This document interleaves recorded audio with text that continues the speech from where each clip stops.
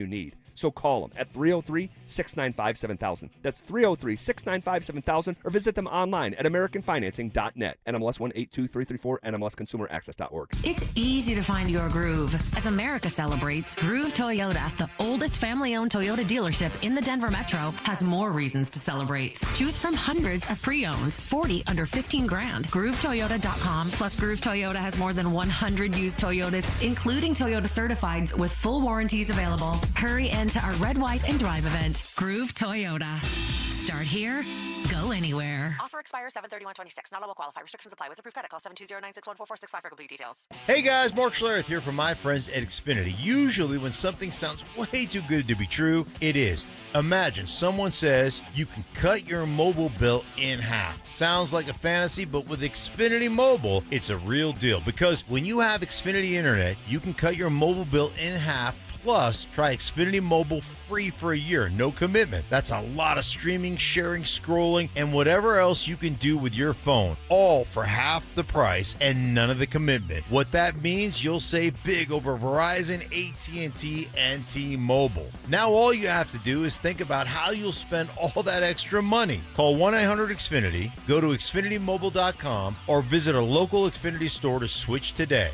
Xfinity. Imagine that. Restrictions apply. Savings compare one line of Xfinity Mobile Select to comparable plans from T-Mobile, Verizon, AT&T as of 3/24/26. Taxes and fees extra. $30 monthly discount limited to new mobile customers only. After 12 months, regular rates apply. Do you have a good lemonade?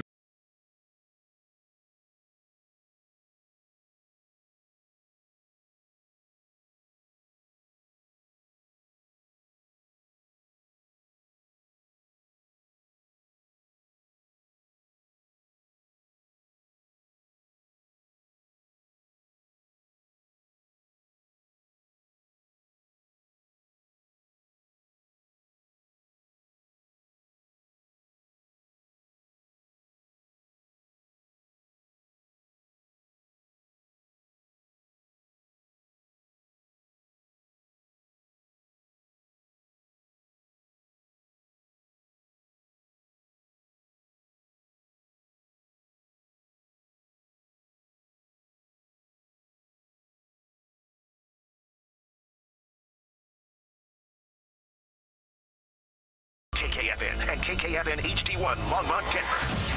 You're listening to Denver Sports 104.3 The Fan.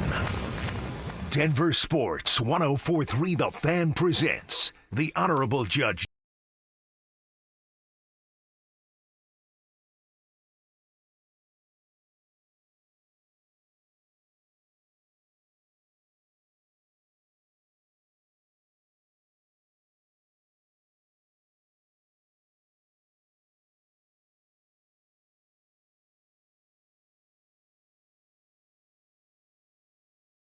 Of the Dan Jacobs Show. Welcome in. We're here for the next 3 hours. Going to have a lot of stuff to get to.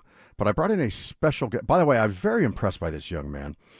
I was listening to Kyle and Cello, and they're having a very interesting conversation about the World Cup. We got a big, 3 hours from now, you get done listening to the Dan Jacobs Show, and then I give you permission to watch soccer. Okay, it'll probably be the last time all year you watch soccer, but I'm giving you permission. All right, so we got the big is he the greatest soccer player of all time? Is he the GOAT? And, of course, Kyle brought up, Pele. I don't know how to compare the two because I don't know anything about it, right? Like, I'm just going to be honest. So that's why I wanted to bring in Alex Becker. I'm listening to the show, and wise beyond your years in soccer. Well, thank you, Judge. Yeah, it was funny. It was like, well, this team won it in 90. The boys were saying this team won it in 92 and 04, whatever, but who won it in 98? And you're like, France? Yep. Like, how do you know that? Well, I love sports history. I'm just, and he wasn't going to play. He ended up playing in the final, and then they lost. So it's kind of a memorable World Cup final there in 98, and it's in my lifetime. So wait, you were alive? I was. What year were you? I was in 93. Oh, okay. So I know I look like I'm 19, but I'm a little older than that. The problem for me is I don't think of the 90s as that long ago because I was in high school. But now it seems like people look at the 90s and be like, what? The 1900s? That type thing. So the reason I wanted to talk to you was this. You obviously know the sport. You're dialed in. Other conversation I had been hearing popping up was not just, is he the greatest soccer player of all time? But let me ask you that. Pele, Ronaldo, Messi, is Messi with a victory today, or does he even need it? Is he the best of all time in soccer, football? I would give the nod to Messi regardless of the outcome today. Although Pele was so far back, way before my time, I don't know how to compare the two, but I'd say Messi. I mean, he's got all the accolades, he's got the notoriety, and he's got the longevity too. So, here's a big reason I wanted to bring you in, because I was looking up his stats, and he's got leaked. Soccer is so hard because there's no defining. There are some, but you still get credit if you don't win them. There are some defining championship moments, but there's almost this everybody gets a trophy type thing because, for example, and I know people hate on me, Dan, you don't know soccer, but the Rockies, for example, or not the Rapids, but Arsenal. Right. Arsenal literally have a championship parade after getting beat in the playoffs. And they have a float that says champions, and they lost in the playoffs. Well, yeah, but Dan, you just don't know. They won their regular season title, and in that league, and blah, blah, blah, blah, blah. Okay, well, we can qualify it all we want. So my understanding is it's kind of like football or baseball or basketball. You can win your conference. In the end, you play for it all, right? That would be the Champions League. right. And that's the whole shebang. That's all the leagues combined. Correct. Yep. Just like it's like the American League and the National League combine and they play the World Series. The American Football Conference and the National Football Conference combine and they play in the Super Bowl. The Western Conference and the Eastern Conference combine and play for the Stanley Cup and the NBA Championship. Not in soccer. In soccer, they got how many different Premier La Liga. So each country has its own league. Like in Spain, it's La Liga. Germany is Bundesliga. League One is in France. I mean, they got all these different leagues. Yeah, got all these different leagues. And there's always like 2 or 3 clubs that dominate. Yeah. Like Barcelona and Real Madrid dominate La Liga. So that's why I wanted to bring you in. You have a much better understanding of the soccer landscape than I do. So I can't give an opinion on Messi because I just don't know enough about him. I'm secure enough in my manhood to admit that. So I brought you in. I want to go larger with it. Okay. Because I've been seeing this. Forget soccer. That'd be hard to argue. Yeah. How do you make that argument? Make the argument for Messi. Well, he's just a magician. He's a wizard. He's won at every level. And his size, I mean, Dan, he's about 5'5", 130 pounds. And the way he carves up defenses, I've never seen anything like it. Like he was put on this planet to play soccer. He learned those skills at a young age. And I've never seen a guy make professional defenders look silly on a regular basis the way he does. Yeah, he just passes the eye test. All you have to do is see him once. And you're like, okay, this is a different cat out here. All right, so those are all complimentary things. So what does he average, like 5 goals a game, 10 goals a game? No, yeah. 23. Right. I mean, how many goals a game does he average? You don't even have to look it up because I know the answer. Okay. It might be 1, right? Like you can say all these things about him. Well, he does this and he does that. Then why doesn't he just score 2, 3, 4 times a game? Well, we know why. That as amazing as he is, it's just like hockey, right? It's hard to explain to people how good Peter Forsberg was because in hockey you just don't score every single time. Like basketball, you can go up and down the court and you can score 70 points. All right, so he's just one of a kind. Used his size to his advantage. He's won at every level that you can win at in soccer. Yeah. Okay. And he's made probably the most decorated Barcelona player ever, and Barcelona is regarded as one of the top clubs. Yeah. So. Okay. All right. Well, anything else you'd like to add? Because I'm going to use what you're saying to keep him in the conversation for GOAT. Okay. Greatest of all time in baseball, football, basketball, hockey, and soccer. I'd say so. You can make the argument for him over anybody else. But you could also make the argument for Michael Jordan. Make the argument. You do me a favor. Uh-huh. Make me the argument that he's better than Michael Jordan. Well, I would say he's lasted longer at the highest level than Michael Jordan. He didn't go and retire a couple times randomly. And, wherever he's been, he came over to MLS. People thought maybe he's done. He's on his last legs. He not only did it at the MLS, but then he goes back to the international level here at the World Cup and shows he's still as good as anybody else at the age of 39. So How long was he in the MLS? Well, he's been with Inter Miami, I want to say 3 years now, 2 or 3 years. You're slighting Michael for retiring. Is there any question that the MLS is a huge step down from the international circuit? No, there is no question. It is a big step down from Europe. Europe. Yeah, he doesn't get credit for that. That you can't say, well, Michael went E-League for 2 years and won a couple titles. You wouldn't be like, yeah, see, look how great Michael is. Well, I guess what I was saying is he went to the MLS and then he went back to the international stage with Argentina, and he's playing against the top guys, and he's still showing why he's the best. Okay. All right, Alex Becker, great job out of you. Great job on the Kyle and Cello show. Oh, thank you. Who do you have today, Spain or Argentina? Or do you have a rooting interest at all? I'm not going to pretend I have a rooting interest at all. Would you like to see Messi kind of go out and win why one not? more World Cup? Why not? Great story. Okay. Yeah, why not? Or is he a villain? Not really.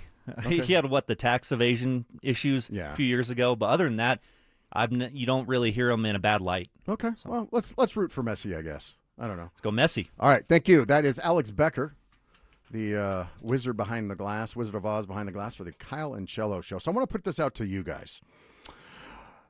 Those of you soccer-loving folks and folks that love other sports as well. Can you make the argument, or who would you argue is the number one of all time? I kind of started the list. Is Messi better than a Michael Jordan? Because in basketball, despite all the propaganda, future Denver Nugget LeBron James, he's not the GOAT. Michael Jordan's the GOAT. I don't think we have a lot of argument on that, but maybe some young guys that grew up with LeBron may argue that, but I really don't think we're going to argue that too much. Wayne Gretzky, still in hockey, I would say, is the number one. The consensus. We're pretty sure we have a consensus on that. Football, it's Tom Brady. We don't all like him, but you got to respect him.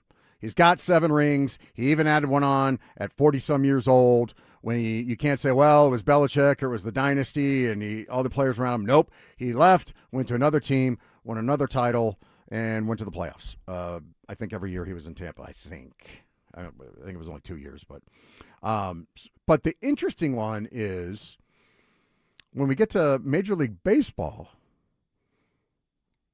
do they even have a consensus number one player in Major League Baseball? I'm got to go with Cal Ripken Jr. I mean, that was the most notable name that I heard when I was growing up from a casual standpoint. Yeah, but that was just because he had a streak. I mean, he didn't. He played at a high level. To my recollection, Cal Ripken. I could be wrong, but I don't recall him ever being in the discussion for like MVP or stacking up World Series rings or anything like that. I always loved it when I got his baseball card, right? Because he was a very famous about the streak almost broke because Kevin Costner had a little thing going on at the Ripken household, all that fun stuff. But yeah, but it's maybe Derek Jeter. Just took a quick peek because I'm like, well, I don't know. Babe Ruth's tough because he was really great in his time, but he was only playing against, let's just say segregated athletes, right? He didn't face all the best competition. Games changed dramatically. It's hard to make an argument that if Babe, and that's why it's so hard to compare eras, but if Babe Ruth played today, I just don't know. But what was fascinating was he was a two-way player as well, right? So you could say, well, come on, Dan, compare Babe Ruth to Shohei Ohtani today. It's not even close. And if you look at the numbers, Babe Ruth, both as a pitcher and a hitter, much better. Way better hitting for average.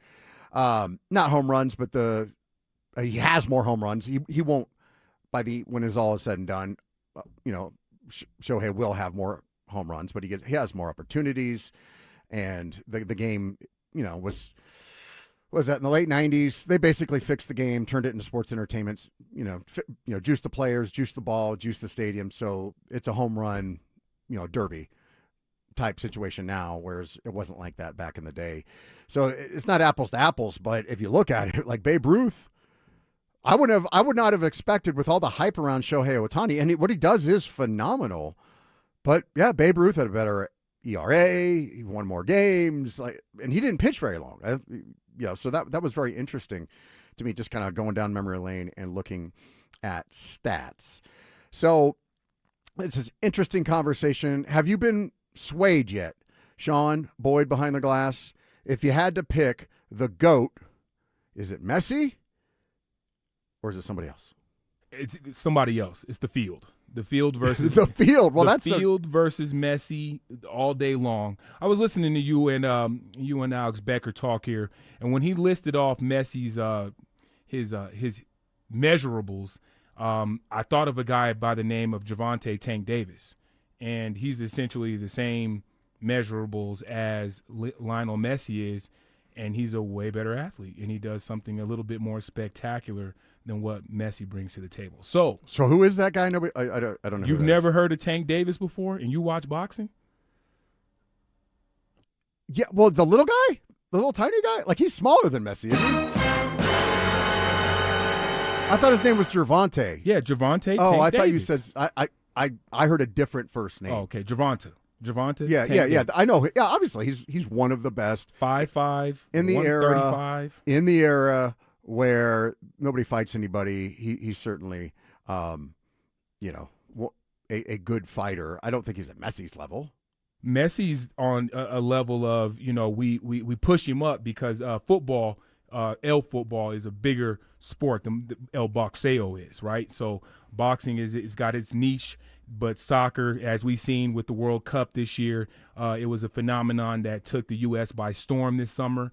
And even people that had nothing to do with soccer before the World Cup are now tuning in. And why they hear about Messi's greatness is because he was on a streak of scoring a goal or more in every game in the World Cup. That is phenomenal. That is something that has to be highlighted. He's either scoring or he's assisting a score. So if you're looking for a wager today, I just threw one out there, a little free game on a Sunday. So those are the reasons that people say Messi, he holds a crown. But when you start to look around the different sports and the different avenues of who's the GOATs and things of that nature, I don't know that he even makes the top 5 when you start to stack him up against the other greatest of all times at their respective sports. That is fair. Now, Tank Davis, there's a little bit of flaw in that argument that you put forward that he's small, but he only fights people the same size. He's 5'5". Right. But he weighs X amount of pounds, and he only fights people within X amount of pounds of his own weight. That's a weight limit thing. That's boxing. Right. Well, in soccer, who was the guy from, was it England or Germany? They had like a giant, like a big Viking out there. Oh, yeah, Norway. Yeah. Like he's not facing that guy because the sport doesn't allow it. And then also, just to my point about the era that Davis is in, I just pulled up his boxing record. 38, 28 knockouts. 30 fights, 28 knockouts, a draw. Come on, man. He's got one win. One win? Ryan Garcia. Oh, you're saying you're looking at his box rec and saying that everybody else on his resume is nasty? You're saying that it's not credible? York, I've heard of Gamboa's. Yeah, he was. How old was he when they fought? Well, he was 30-2. They're very little. You know, I can't believe you're doing this. There's very little. How many top-ranked fighters has he fought in his career? It's like Terrence Crawford. It's like Bud Crawford. When his entire career fought nobody but he fought a washed-up Canelo Alvarez, and he fought Errol Spence, who was recovering from a car accident. Crash. Yes, by the way, he waited until it's just as straight out of the Floyd Mayweather playbook. Get a flashy name at the end of their career and make some money. That's all Bud Crawford ever did.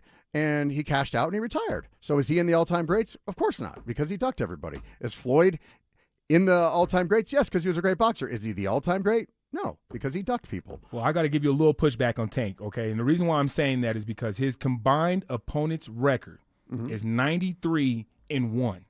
So that's not true. Before they faced Tank, They were on there was only one guy had a loss. He takes everybody's 0. Not true. Come on, Dan. Come on.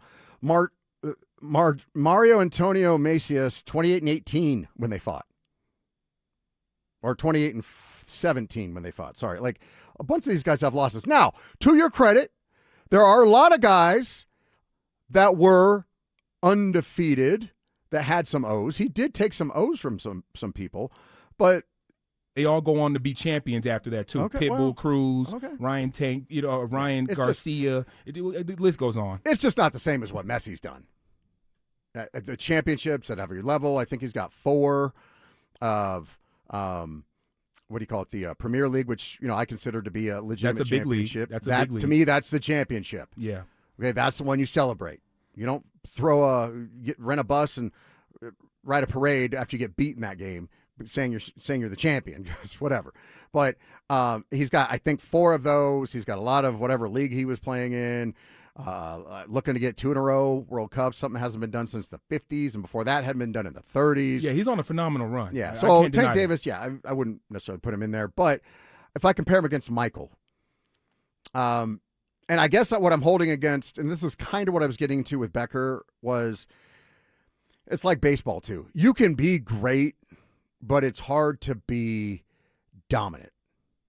And you can't really say, you can always say that he was the best player in his sport, but you can't say he was dominant. Nathan McKinnon, for the last 5 years, there's an argument he's been the best player in the sport. Wayne Gretzky was dominant. Okay, there's a difference between the two. In basketball, Michael Jordan, completely dominant. In football, Tom Brady, dominant. Not even just winning the 7 Super Bowls. Didn't he go to 9 or 10 or something like that? Like every single year, the Patriots, almost every single year, were either in the AFC Championship game or in the Super Bowl for maybe a decade. Dominance. Okay, so that's what we're talking about. Michael Jordan, Wayne Gretzky, Tom Brady. But it's a similar thing in baseball because no one player, just like Messi can't just go out there and carve everybody up and score 5 or 6 goals a game. It just doesn't happen. In baseball, it's such a weird sport. You hear it all the time. Hey, the best teams are going to lose 60 games and the worst team are going to win 60 games. It's a totally different sport. Perhaps that's why there's, unless I'm missing something, no true consensus all-time GOATs. There's a lot to choose from. There's a lot of great players in baseball history, but unless I'm wrong, I don't see. You're wearing a Dodgers jersey right now, Sean. I'm wearing a Yasiel Puig jersey because honestly, this is probably one of the best baseball players ever that, he just never got a chance. The Dodgers weren't winning like they are today. And, it sucks because a guy like him, he gets overshadowed by, guys like Ohtani because it's a fad. Like Ohtani goes both, he can pitch and he can hit, but Yasiel Puig was, putting up numbers that Ohtani was putting up in the same breath. I like this one, not only because it starts with a compliment, but I actually agree with the premise of this text on the RamosLaw.com text line. Love the show! ! Can't have the GOAT conversation without Serena Williams. That's from Jay in Centennial. Goodness, great. But then you have to throw Novak Djokovic in there too. That's a guy. Jannik Sinner is another guy that just doesn't lose. Arena Sabalenka just doesn't lose. Those are people that are like ranked number 1 for 50 straight weeks in tennis. So yeah, I'm not up on the current men's game. What I would say is, to the point on Serena, I grew up kind of in the heyday of tennis, right? You had Andre Agassi. Yeah, Andre Agassi, and he was, flashy, but not even at the top. Like he got up there for a little bit, but like in women's tennis, Chris Everett, Martina Navratilova, it was just a bunch of them. And I thought, well, nobody's ever going to be better than Martina. I don't think there's anybody at this time. She was so she was very physically dominant. She was just built different than most ladies. And I don't think there's an argument that Serena isn't miles ahead of even Martina, right? It's just she's definitely in the conversation if we're including tennis. And now tennis on the men's side is different because it was so there were so many great players for a long time. In these last decade or two. You've got guys we thought, oh well, Pete Sampras is going to be the greatest ever. Nobody's going to do that. And then who was the guy that came after him? He's retired now. I can see his face. Roger Federer. I'm like, well, nobody's going to be better than Roger Federer ever. He's just the most dominant ever. And now we got some other guys that you would say, are you saying they're better than Federer? I'm definitely saying Jannik Sinner is way better than Federer. I'm also going to say that Carlos Alcaraz will probably end up being better than Federer as well. Now, here was a fun one. I'm just throwing in before we get to break. Secretariat. If we talk about dominance, now he did lose a couple races, but in the biggest stage, in the biggest moment in the sport's basically history, a Triple Crown race, the most dominant performance in all of sport ever. So he gets honorable mention. I don't put, he's in our hallway. He's definitely in the hallway. He's in the hallway. He's in the Hall of Fame, but he's just not the GOAT amongst all GOATs. But he's the GOAT where he comes from, his part of town.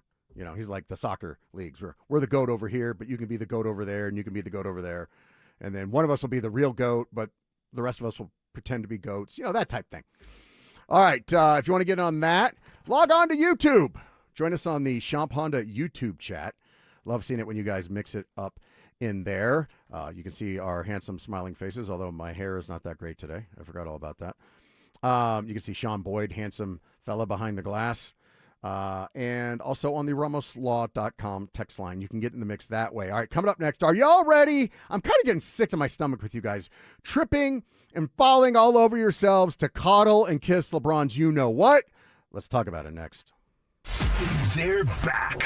Our free limited edition Training Camp 2026 t-shirts. We currently have drops at various Santiago's Mexican restaurants across the metro area. Limit one per person while supplies last. For more details and to find the location nearest you, head to DenverSports.com/shirt. DeerTrailMeatCo.com, DeerTrailMeatCo.com. I did something really simple yesterday. All my grills are covered up because there's painting going on and all that stuff, and I'm just got tired, man. We've been eating out so much during the week or ordering in or whatever, and I just said, you know what? I just want a good, solid meal. Took some ground beef out of I actually had it in the fridge, and just made up some smash burger patties, put them on the griddle right there on the range, and they were delicious. Put a couple different types of cheeses on it, put that out, had some watermelon. Man, it was a nice, healthy meal. And the nice thing is, with DeerTrailMeatCo.com, you're not paying $8 a pound for the ground beef or $7 or whatever.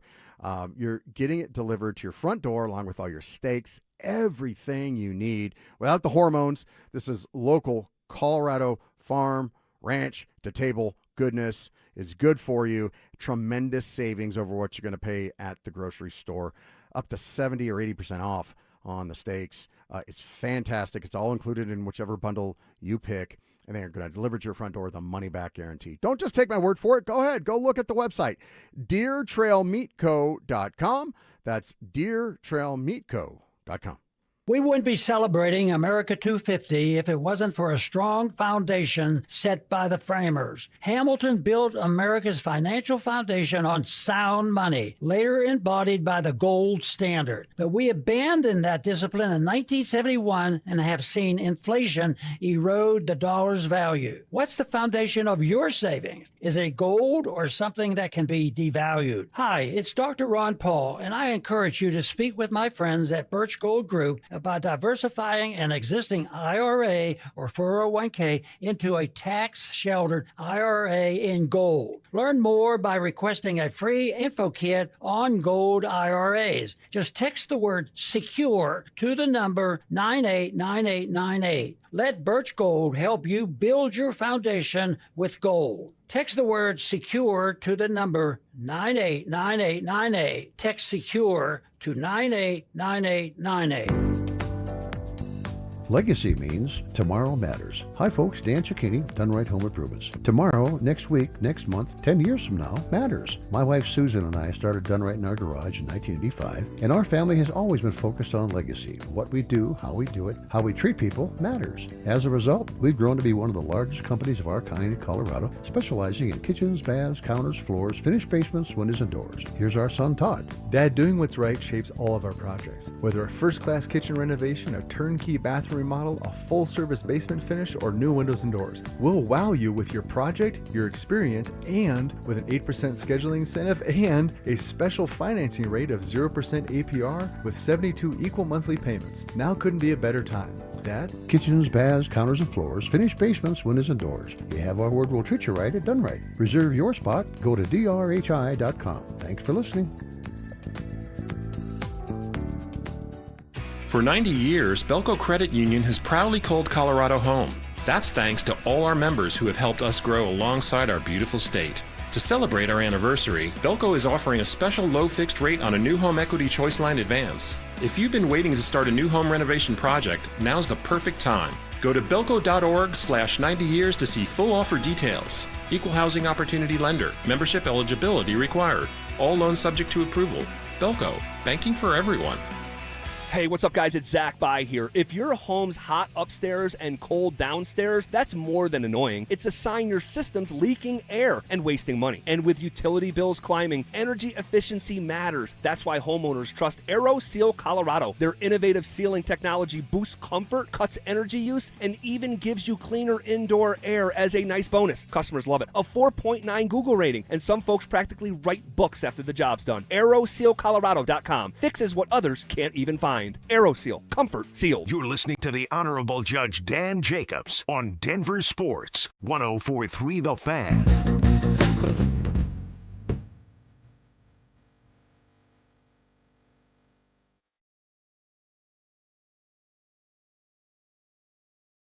I like it, Sean. I like it. There's a kind of phone call last night. Something popped in my head. This old song. It's one of those songs you don't even know the words. It just goes in your head, and you're like, what are the words again? Take a Load Off Fanny. Just a great song from, I don't know, 40, 50 years ago. Take a Load Off Fanny. Yeah. Who came up with the name for that? Probably the guy that wrote it, Robbie Robertson. I don't know.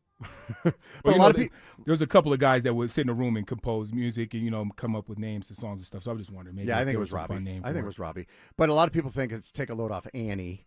Right, so when you go to Google it or whatever, it's kind of funny. But really, and there's a version. A lot of people have covered the song. Aretha covered the song, stuff like that. But it was fun. I ended up watching several different versions of it. Just it was good. Good little song there. All right, so here's what I want to get you. This LeBron thing.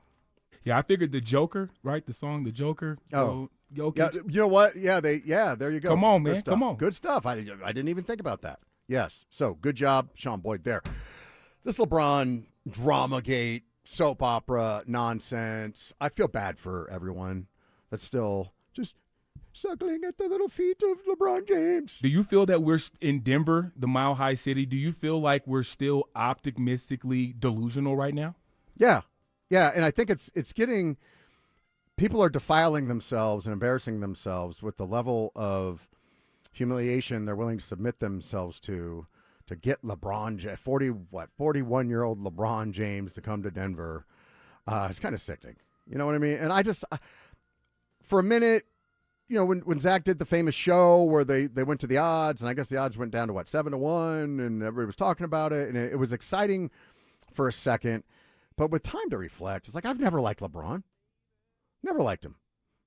I don't think I may have him. I'd have to go through it again. Most of the time, I haven't even had him in my top 10 of all-time greats. He's probably in there now at the very bottom. But this is a guy that's been hyped up, that despite all of his physical gifts, I don't understand why Shaq gets dinged. Shaq is the most dominant player I've ever seen. He's not as good as Michael as far as the competitor and the coming through in the clutch time and stuff like that. But you're talking about physical dominant. To me, it was Shaq. And maybe Wilt was more dominant than him, but, Wilt wasn't playing against the same level of athlete as Shaq was. But for some reason, Shaq does not get the credit that Shaq deserves. People act like he's all right. No, Shaq was by far the most dominant force in the league for over a decade, but nobody wants to acknowledge that.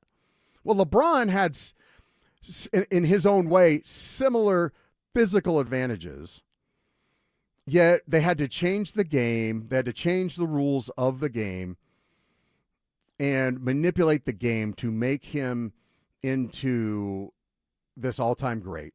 They had to legalize traveling for him because there was controversy in the beginning of his career where he was doing what he called his crab dribble, and I can't remember who said it. Somebody else in the league was like, a player was like, yeah, I know what a crab dribble is. It's called a travel. That's what it is. And so between him and James Harden and these other guys, they said we have to make it so that traveling is legal now. We have to make it so that carrying the ball is legal now, and we have to dumb down the game because I guess LeBron just isn't skilled enough, which is weird to me because when I look at him, he seems to have all the physical skills. He can shoot the ball. He can drive the ball. But he devolved the game into this thing where they were just going to let him travel, tuck the ball like a football, and bowl his way to the rim where he would either score or get a call. And if he didn't get a call, he would whine and go after the officials until they started giving him calls. And I know there were directives. I know there are directives from the league that says we have to give our players special treatment. That's not new to LeBron. It's at a level that it's sad that he needs. Obviously, Michael got special treatment, once he became Michael. Stars do get special treatment in the league, but he's definitely benefited from that. Like we saw it against the Nuggets in the bubble.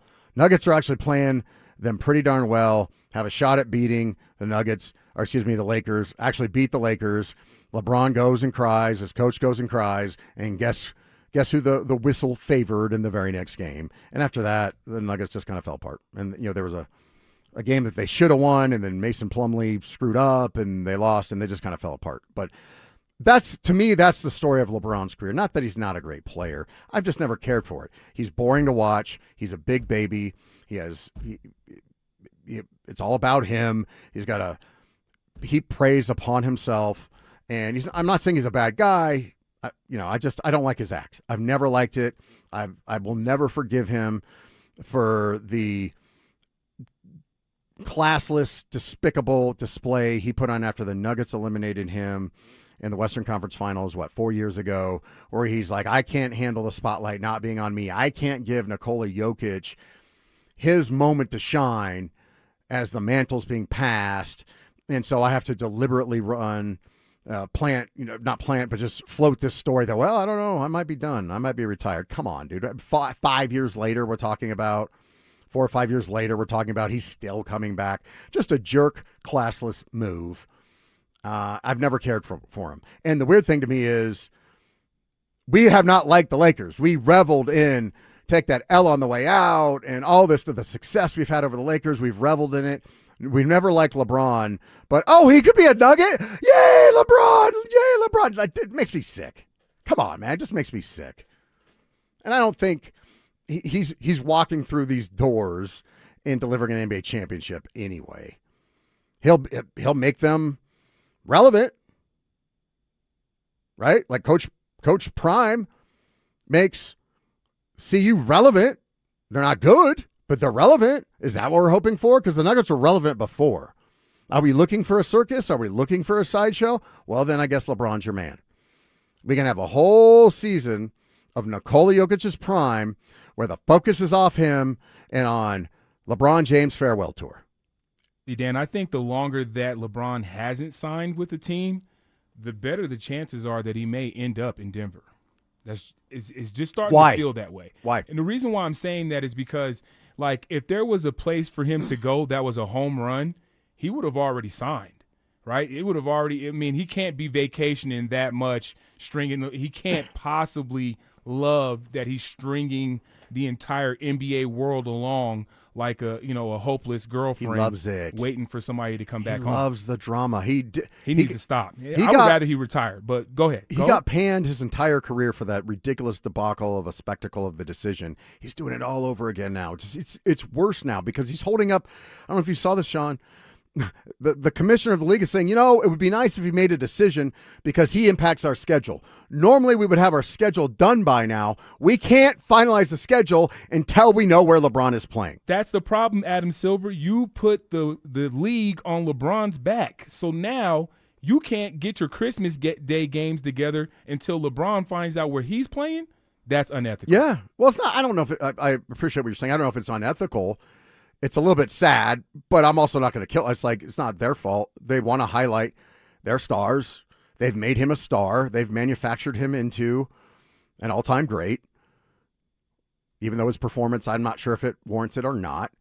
But it's because it goes to, well, we can continue this conversation on the other side. It goes a little bit to the playground argument that Kyle and Cello were talking about on the last show from 7 to 10 a.m. So we'll get into that, but I also want to get into one of the reasons it's kind of bothering me is one, it's just a spectacle. One, I think it's a little humiliating for Nuggets fans to put themselves through this.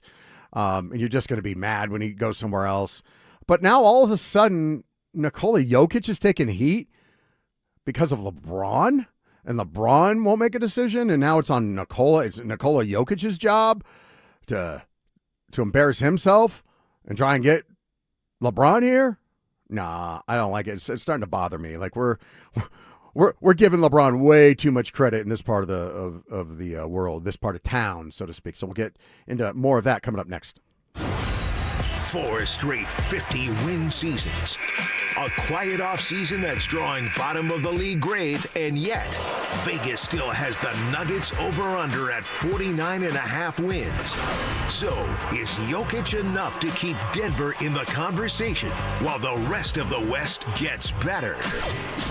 Denver Sports 104.3. The Fan. Jacob's Law, 303-LAW-4040, 303-LAW-4040. One of the biggest compliments that we can receive is when people say we really admire the team atmosphere, and when we call, we get answers. One of the reasons I am so hard on the made-for-TV lawyers is that they sign you up, they make you all sorts of promises they can't even make. Like, they're going to tell you how much your case is worth. By ethical rules, they're not even allowed to say that, right? But they'll do anything to get you signed up, and then they ghost you, right? You never hear from them. Calls go unreturned forever. You may never get to talk to an attorney, or hardly ever get to talk to an attorney. You get a call center, you get a receptionist, all that stuff. With Jacob's Law, you're going to get my personal cell phone. You're going to get my lovely wife, Kimberly's personal cell phone. You're going to get cell phones for our Darth Vader lawyer, Chris. And for your case manager, we're going to be here with you every step along the way to make the process easier on you so you can focus on your healing. Jacob's Law, save this number in your phone, 303-LAW-4040, 303-529-4040. Save that number in your phone. You never know when you're going to need it. The hot weather is here. Stoke here from my team, ROX Rocks Heating and Air. Has another company told you that you need a new air conditioner? Time to throw in the challenge flag. Rocks Heating and Air offers no obligation, free second opinions. They have amazing financing options and incredible rebates too, only from the best. ROX Rocks Heating and Air. Now play that jingle. HVAC service, installation, repair. ROX Rocks Heating and Air. I started my first business when I was 12, mowing lawns for about $5 a yard. I learned if you do the job right, people trust you and customers care that you show up and do what you say you're gonna do. Hi, I'm Tommy Mello, owner of Don's Garage Doors. From garage door repairs to upgrades, we show up, we stand behind every job. We only use the best parts, and spring's guaranteed to last a lifetime. When you care about the people you serve, you work harder and it shows. Call Don's Garage Doors today or schedule online at donsgaragedoors.com. When it comes to garage doors, no one knows more. Hey, it's Mike Evans with all these Bluebird days in Colorado. Enjoy the view through energy-efficient windows from Bluebird Windows and Doors. Through July, it's their Buy More, Save More event. Save up to 20% on your window and door projects. And when you mention you heard it from me, you'll save an extra 5%. Bluebird's family-owned, serving the Front Range for over a decade with windows, doors, and siding built for Colorado's harsh climate. Financing is available. Visit gobluebirdco.com.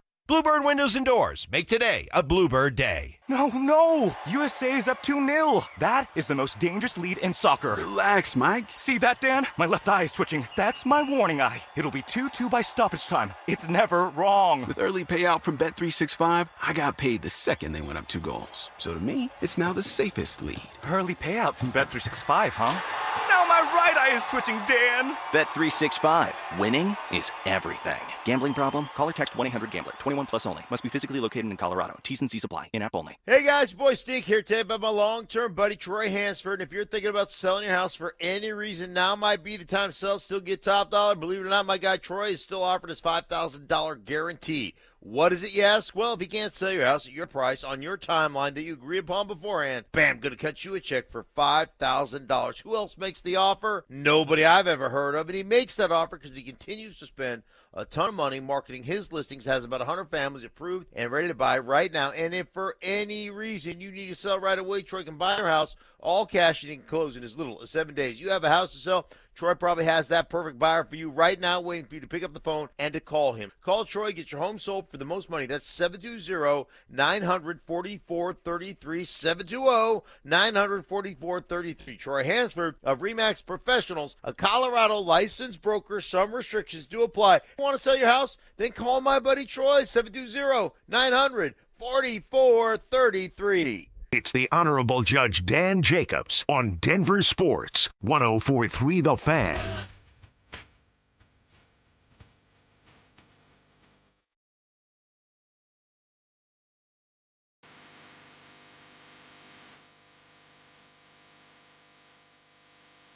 All right.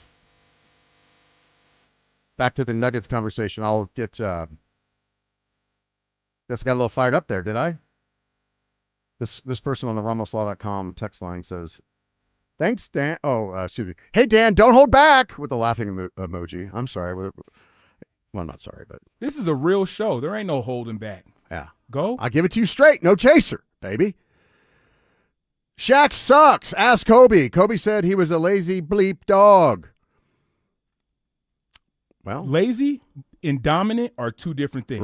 Right. Yeah. No, he may have been. There's a lot of athletes. That's why one of my favorite things is a quote from Irv Brown when his son asked him, "What's it take to succeed in life?" And Irv always said guts and personality, because if you have those, you can make it. And his son Greg said, "Well, what about talent, Dad?" He says, "Yeah, talent's great, son, but I've seen more wasted talent than you'll ever believe. People waste it." And you could probably make that argument that Shaq, well, one, because if he just put in the work to make the free throws, for example, right, he would have been a lot better. Like, they literally had to kind of change the game to, let Kobe take over and take the shots and things like that, because Shaq was definitely a liability at the end of games when you could just do hack-a-Shaq. There's no denying that, and perhaps his work ethic was not the best. And that's why even myself, who I'm not a Shaq fan, it's just like I'm not a Patrick Mahomes fan, but I admire their dominance. I admire the way they do something different in the game. I admire their greatness. So I give all sorts of flowers to Shaq. I'm not putting him ahead of Michael. I probably don't put him ahead of I was going to say, Magic. Can you put him ahead of Larry Bird? I would not put him, but I have Larry Bird way up on the list. I have Michael Jordan way up on the list. And that's the conversation that where I was talking about Kyle and Cello, when we're talking about, is a quarterback a football player? And they started to say, well, if you're picking a team on the Sandlot, well, I'm picking the quarterback. I'm picking the guy, the best. I'm taking the football player that can throw the football down the field and score. That's who I'm taking. I'm not taking a running back or a wide receiver, unless Sean Boyd's out there. I got to give you some pushback, because if Sean Boyd's out there, the shiny suit, I'll probably go in the second round. Let's be for real. But in fantasy football, right, the first person picked is never the quarterback. It's always the running back and the wide receivers, because they get the most points.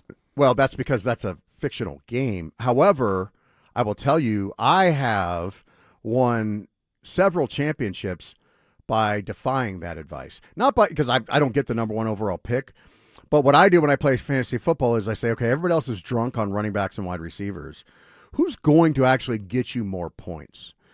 Is Patrick Mahomes or Josh Allen or maybe even Lamar Jackson, because he scores a lot of points because of Burrow. Yeah, yes. Or Burrow. At number 7 or 8, are they going to get me more points than whatever running back is left? Yeah, they probably are. Right? Are they going to get me more points than probably whatever wide receiver is left? Yes, they are. So if I'm not drafting super high, I'm going after a quarterback. See, everybody's, when they turn into a GM for that one day of fantasy football during the draft, like it becomes a good competition. I have been in this league that I've hosted for the last 10 plus years, and I've never won once. So clearly, whatever method that I'm using is not working. Yeah. All right. So let me see this. It says, I'm trying, and I think this text may be not, may have some auto text issues, but it's somebody on the other side of the fence that would like to respectfully maybe disagree with me and maybe you. I mean, I like LeBron. I think he just needs to retire. Yeah. Well, I mean, he can play. I don't care. I just don't want him here. I don't want the circus, the debacle. We're in in theory, we're in a championship window. I think we're in a reset. We're trying to re-enter a championship window, and he's going to delay that. But it says, hey, guys, on the RamosLaw.com text line, hey, guys, I completely understand if you don't like LeBron at all. Me personally, I don't care for the guy, but I respect him. You clearly don't, it seems, like saying he was made and that you don't even know if he deserves it. Let's be for real. He built himself. Sure, the league propped him up and gave him what he wants, but he's done stuff by his own accord. I agree with you, Texter. And I understand why you think I'm just showering haterade on LeBron. I'm not saying he's not phenomenal and he's not great, but he's not as good as he will try and convince you. Like he's on an active campaign to say that he's the number 1, 6 or 7 guys that if I were starting a team, I would choose them over him every single time. And it's not even close. And they played against each other, or they played in eras where there was, legit competition, and they didn't. To some extent, they would change the rules to highlight their stars. I'm not going to deny that. But they literally just said, we need something. We are going to completely tilt the game in the favor, and we're going to get away from defense. We're going to make it. It's almost gotten to the point. I'm not going to go there yet, but it's almost like the baseball. I say, baseball's turned into more sports entertainment. Like when they canceled the World Series because they're all greedy and you wanted more money on both sides. The fans kind of revolted. The fans did what I did. They said, I liked baseball when I was a kid. I liked baseball cards, and I like, going to Little League. I like playing in Little League, and I'm a fan of whatever team, because back in those days when you're in Little League, they would give you major league names. Like I was the Phillies. So for a long time, I was a Phillies fan. But you get older and you realize this game, it's kind of boring, right? And I don't want to sit there for 3 hours and watch this. But I was really excited at the time because of the Rockies, and it was a really exciting time. And when they canceled and said, no more World Series this year because we want our money, I said, you know what, I'm out. And a lot of fans checked out. And so they had to find a way to manipulate the game and to manipulate the fans' emotions to manufacture some interest in a dying sport. And the way they did that was every new stadium that was built like a little bandbox so they could have home runs. They've juiced the players full of steroids to a ridiculous level so that all time, baseball is supposed to be the sport that's sacred for its numbers and its hollowed records and all this. And they just threw that all the window for the sake of the almighty dollar. And so the steroids era destroyed all the records, which is just shameful. And then they altered the ball to make it more lively so they could just have home run derbies all the time. And I was just like, dude, everybody else can check back in. I'm out. I'm out for good. No, thank you. And so I've always called them more of sports entertainment now than a legitimate competitive enterprise because they've just manipulated the game beyond what it was intended to be originally. And it's hard to take seriously. Whereas, and I'm getting there with the NBA. I just got to be honest with you. When I was growing up, people would talk all day long about the ABA, and it was kind of a joke, though, because it was just all offense. They didn't play any defense, and it was just all scoring. Today's game makes the NBA look like defensive juggernauts by comparison. The points per game, the lack of defense, the changing of the rules to make it impossible to play defense. It's a joke. I mean, it's almost like they're turning the NBA to the Savannah Bananas. That's what it's gotten to. We can't go down that road, man. Savannah Bananas. Pack those guys up. Pack them up. Yeah. Well, people love them. People love the NBA. It's like most popular sport worldwide. Well, it's not, but I mean, it's more popular worldwide than it's ever been, I should say. See, my thing is we'll take to the Savannah Bananas, but we don't take to the Harlem Globetrotters, which has been around. I did when I was a kid. They certainly had their heyday. But today, though, right? It's not as we don't have their games being aired on ESPN as such. Well, there's other ones. Isn't there like the Big Three League? You know, the Big Three's around, and I like that league too. Yeah. There's other. You know, there for a while there was that. What was it with the trampolines, slam ball or something? It was like slam ball. But see, the Savannah Bananas is so different than it's not actual baseball. Like it's more like Harlem Globetrotter type baseball. Like they're doing tricks and stuff like that. You know what I mean? Dancing and doing whole it's entertainment. Yeah, it's like the NBA is becoming sports entertainment, right? So I'm not saying that. So just back to the point. With the texter, certainly he's legitimate. I'm not saying he's not legitimate. I respect a lot of what he's accomplished. I'm not completely dismissing the guy. I don't care for his act. I've never cared for his act. If you have to do all those things just to be one of the best in the sport, then you're probably not one of the best all-time greats. And I just don't want – we're all like mad that we're going to waste another year of Jokic's prime, and then you're going to, basically steal another year of his prime because we have to go through this circus act with LeBron James. All right. Going to get to some more Nuggets later in the show. One of the things we're going to talk about is I have if we could get LeBron to come here, a trade that would make the Nuggets better and get them under the luxury tax. We'll talk about that later in the show, but coming up next time I'm with you, because I'm out next weekend, Broncos training camp will be underway. What are the biggest storylines of camp? We'll talk about that next. They're back. Our free limited edition Training Camp 2026 t-shirts. We currently have drops at various Santiago's Mexican restaurants across the metro area. Limit one per person while supplies last. For more details and to find the location nearest you, head to DenverSports.com/shirt.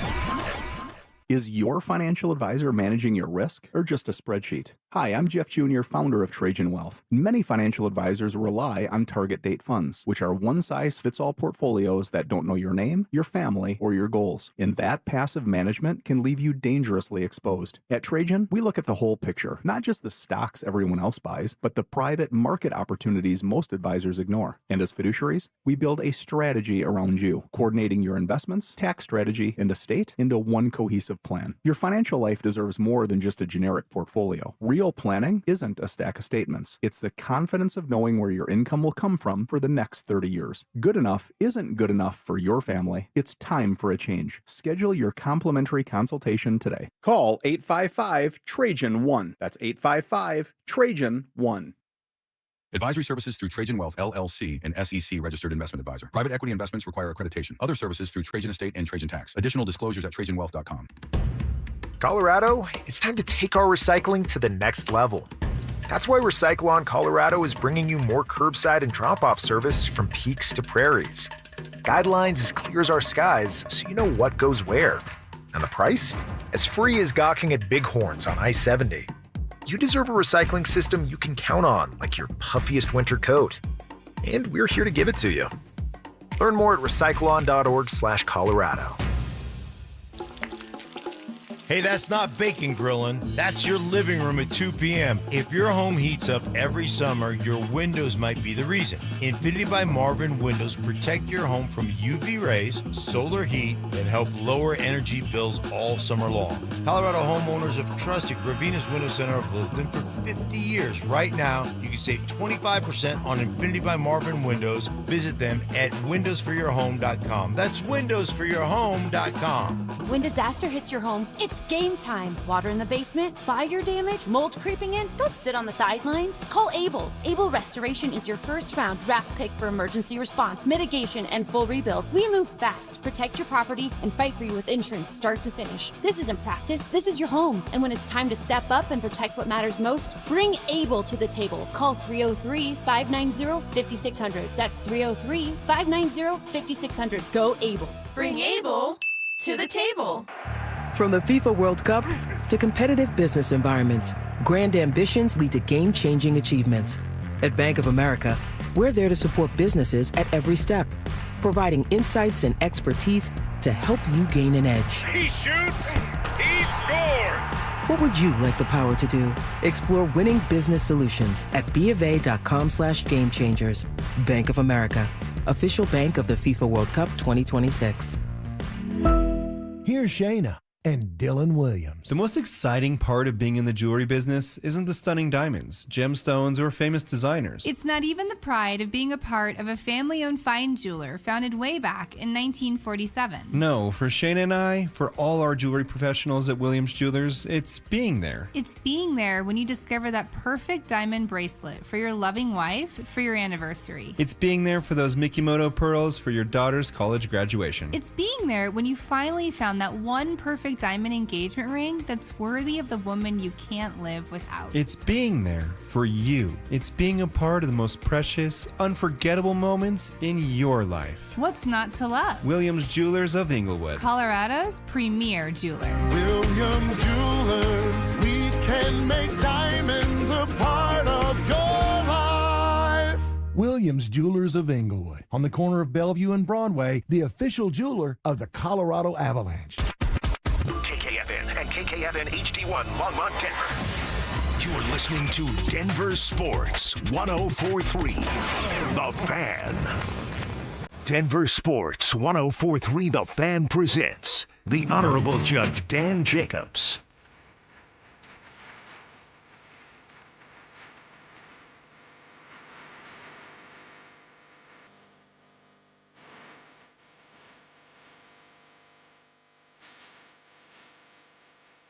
All right.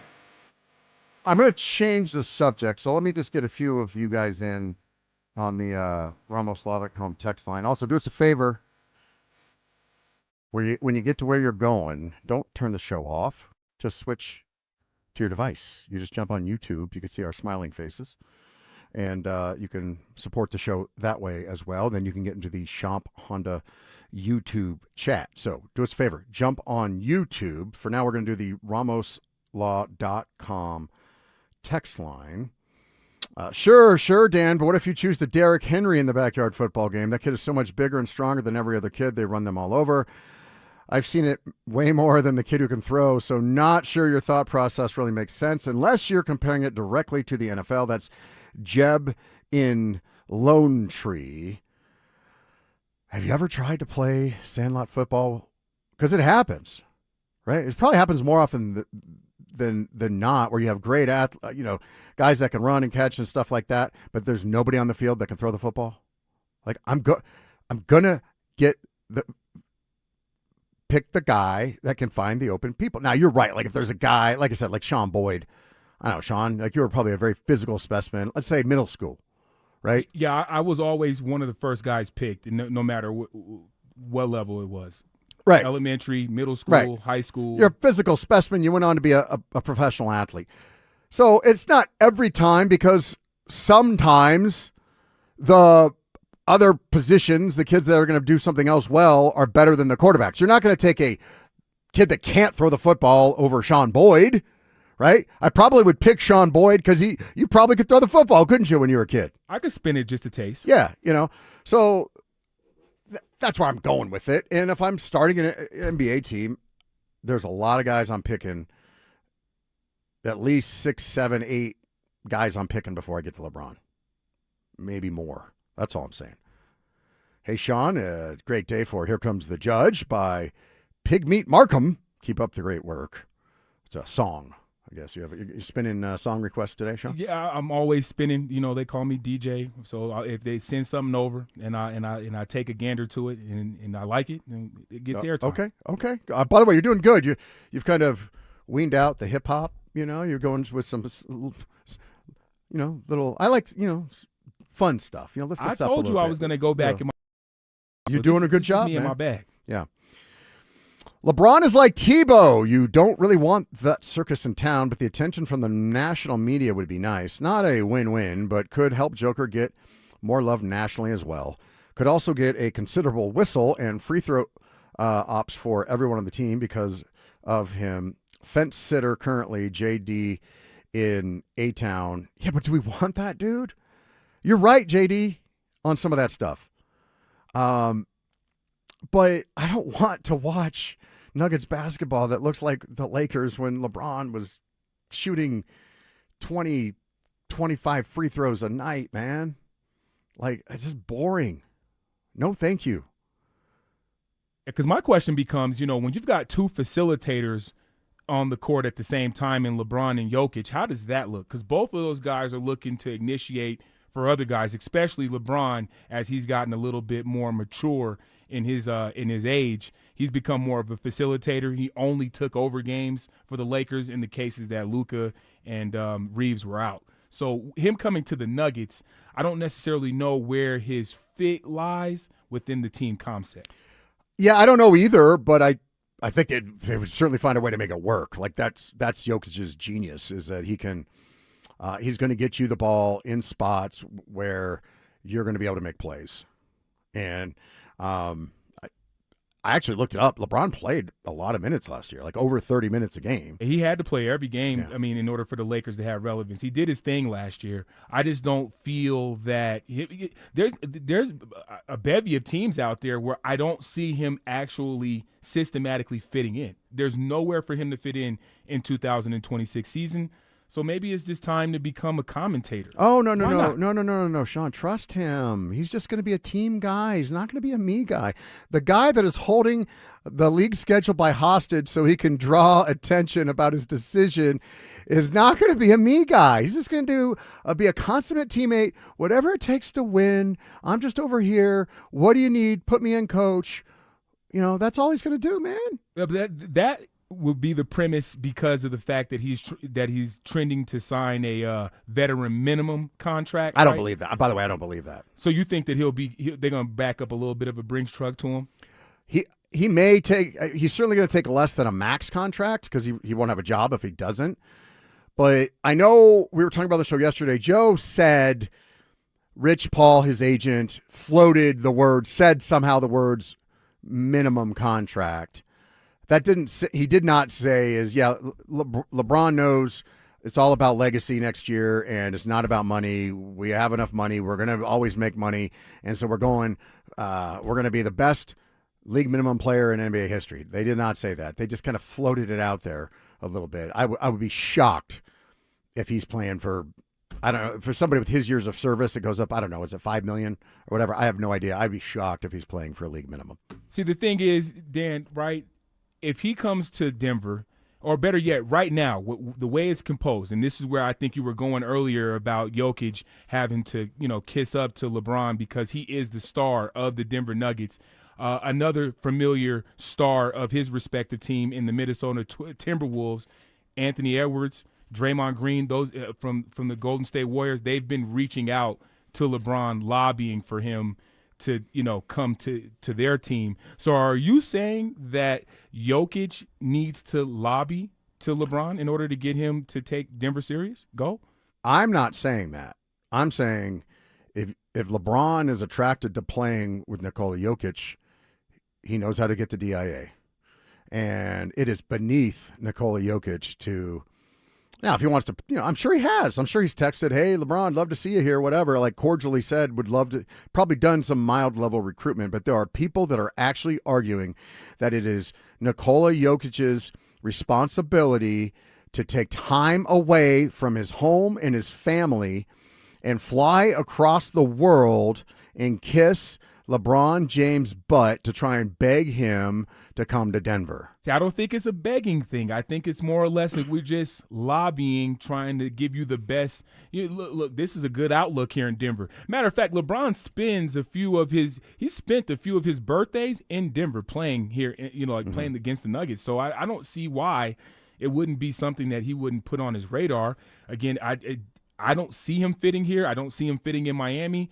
I don't see him fitting in Golden State. So realistically, it's really a matter of him, okay, can he fit in Cleveland? He can't fit anywhere. There's really not a good fit for LeBron right now. And that's my problem with it. I think that we'll get caught up in, maybe the hype. But again, being that he hasn't signed anywhere, Denver Nuggets fans should still reserve just a tad bit of hope that he may land up in the Mile High City. Sean, you've done it again. You've put me in a position where I have to defend almost nearly the indefensible. Because it's like the earlier texter who had a nice text was under the impression that I hate LeBron. I don't love LeBron. I would hate to see, I kind of hate his act. But you're putting me in the position where I have to defend LeBron James, because what we do on the show is we don't just spout hot takes so we could be right. We want to be objective. And objectively, your position is he doesn't fit anywhere. And I feel like I have to push back and say, I'm no lover of LeBron, but he's still got some juice left in the tank. And a player like that, you will find. He's not like for example, Allen Iverson and Carmelo got retired from the league early because the league was done with the way they play, right? They're like, we're just done with it. None of those guys ever had the league on their back either. Go. What are you talking about? Like LeBron, since the Iverson? day he walked in at 8. Well, not like that. Yeah. Nobody ever has. This is a different Nobody level. ever has. I'm just saying that's not what's going on with LeBron here. Like they got retired. It's like I say, you can retire or you can get retired. Those guys, all-time greats, got retired because the game had changed and their services were no longer required. LeBron, I mean, we saw him in the playoffs. He played pretty well. I think he's got plenty left in the tank. And while I don't love the guy, his skill set could be valuable in a lot of places. It's his ego and the hype and the circus that I worry about here. But I think Denver's in need of an injection like that, though. I feel like they're in need of somebody that can give him a shot in the arm, and all of a sudden there's more buzz at Ball Arena than ever before. The only thing that is intriguing to me, Sean, is he's not the same as a Michael or a Kobe. But I remember when he first got in the league, there was a comparison between like him and Carmelo, who was going to be better. And Wade was in there. Yeah, Wade was in there too. Mm-hmm. And Chad Andrus, he's our basketball guru around here, one of them. He was talking to me one time, and the U.S. team had been beaten in the Olympics, and LeBron, I think they were calling it Redeem Team or something like that, and LeBron was on fire. Like, he was motivated. He wanted to check that box, and so he was recruiting other guys, and one of the guys was Carmelo. Carmelo was on the team, and I don't want to call Carmelo lazy, just like I don't like insulting anybody. But the word on the street was that Carmelo simply could not keep up with the work that LeBron was demanding everybody put in. And he's a worker. And say what you want about LeBron, he does have some of that championship drive that the all-time greats have. And that's certainly missing. That's the biggest thing they have been missing. Is the Nuggets haven't been missing talent. I know that's the popular narrative right now. They've been missing that. They've been missing the championship heart, the championship drive. They've been missing, like Kevin Garnett did it with the Celtics, right? Came in, whipped the guys into shape in practice, said, no, we're not doing that. Because the NBA season is such a long grind. It's so hard. Almost every single night, you get on planes and they're big, tall players and their joints hurt and it's not comfortable traveling, even though they travel first class and all that stuff. Like, it's a grind. And if you don't have that drive within you, and it's easy to, all right, we're on the plane. Where's the cocktails? Let's have some drinks and play some cards. It's very easy to do that. And most of the teams do that. It's the teams that don't do that are committed and are serious. And so we have a chance to do something great here. Typically, they're the ones that rise to the top. Now, let me ask you this, Dan. You're Nikola Jokic or Jamal Murray or even, let's just say, Christian Brown for that matter. Are you willing to have LeBron come in and you turn the whole team over to him? Because that's essentially what we're for him to culture shift and hold guys accountable when they turn the ball over and Adelman has to get a timeout. LeBron's going to come to the sideline and look at the guy that made the mistake. He's going to look at them crazy. All right, so I don't think you turn the team over to him. I think he takes the reins.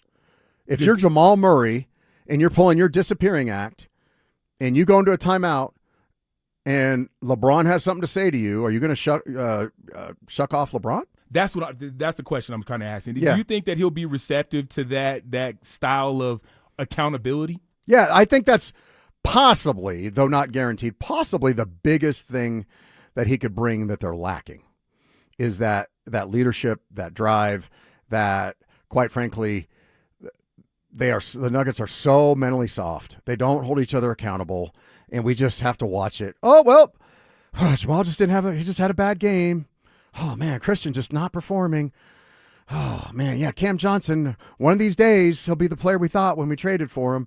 And it's just time and time again. Oh, Tim Hardaway Jr. in the playoffs just disappearing. Bruce Brown just like a ghost. Not that those guys can't play. They obviously can play. They just don't have whatever it is, to quote the great Zach Brown. So, yeah, I think, and LeBron does. LeBron does have it. It took him a little while to get it. He took heat early in his career. He developed it. But, yeah, there's no question if LeBron walks through those doors, he's raising the standard. I don't think they're a LeBron James away from a championship with how good the rest of the league is. They'll probably get out of the first round, right? So that in that sense, it's a step forward. But I don't know, is it worth it? Everything you got to deal with, you have to basically. What I was making the point I was making in the first hour.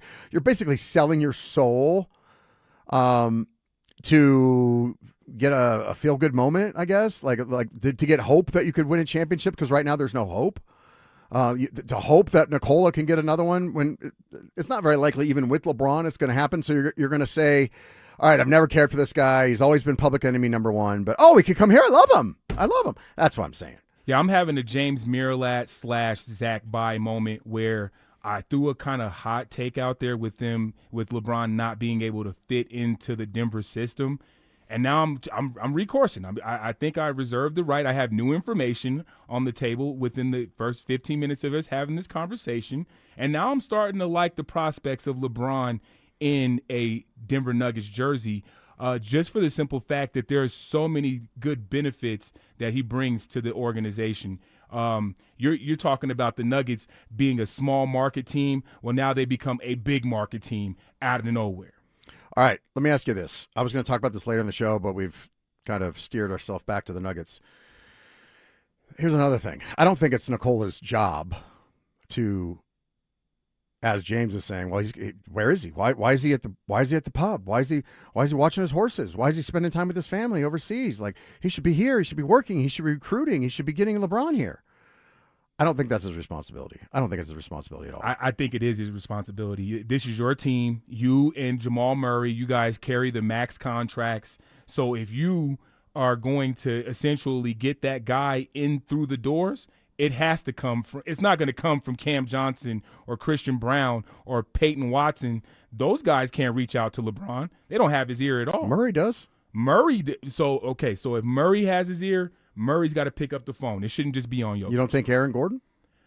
No. And by the way, we're not just talking about picking up the phone. We're talking about he's got to get over here.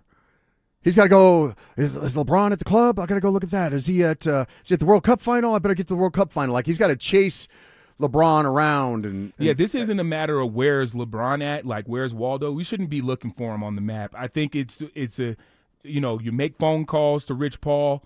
And you make serious inquiries. Hey, how on a scale from 1 to 10, how serious is LeBron about coming to Denver?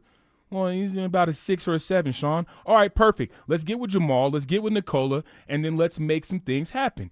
I think that is where James, Miralat and the rest of the Nuggets faithful is looking for the stars of the team to step up. You got to get this guy through the door by making a phone call and having a serious inquiry on the table. All right, so you mentioned the Supermax contract. That's the other thing now. All of a sudden, Jokic is taking heat. That, well, it's selfish of him to sign a Supermax deal. And that if he really cared about winning, he should take less money. I'm going to agree with that. And the reason why I'm going to agree with that, because at this present point in time, the Nikola Jokic 1.0 era is over, and in the 2.0 era, Dan, Nikola's got 1 foot in and 1 foot out the game. He's ready to retire right now. Based on what evidence do you have to support that? The look on his face when they're losing, the way he walked off the court in the Minnesota Timberwolves series told me that he doesn't want to play no more. Well, maybe he doesn't want to play with these chumps. I mean, he's the one guy when the Timberwolves are playing dirty pool and they're running up the score and rubbing the Nuggets' nose in it. He's the one guy that ran down the court and got in their face and say, not on my watch. Yeah, you got to have etiquette when you're playing against Jokic, and I appreciate him for that.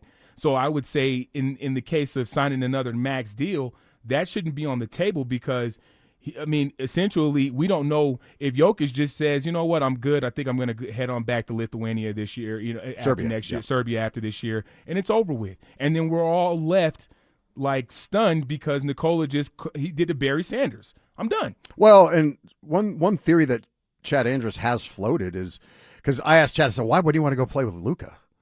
Go play in LA and all that stuff. That would be amazing.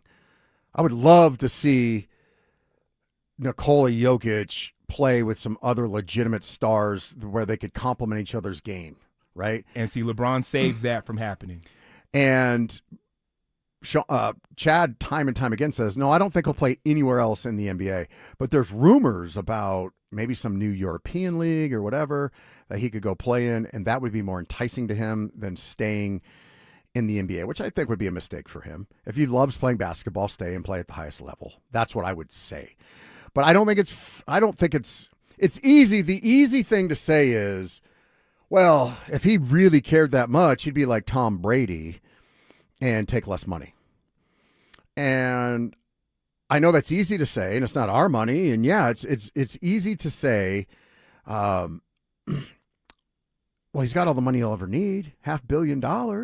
Jokic saves the franchise without signing that long-term extension again, that max deal. He saves the franchise in 27, 28 going forward. Yeah, well, no, it's BS. You want to know why it's BS? Tell me why. Because they didn't say that when Jamal Murray put on his ski mask and goggles and took a gun and held up the Nuggets for $52 million next year, right?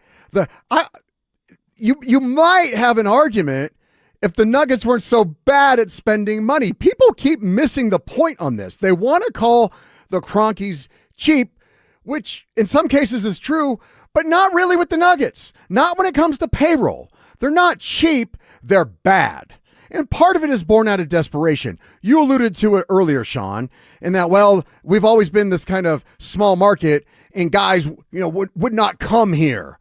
So we got to overpay if we stumble upon a player. We got to overpay to keep them here. That's why we got to pay Michael Porter Jr. a max contract when he has done nothing to deserve a max contract. And so there was always that mentality. I think that's gone, though.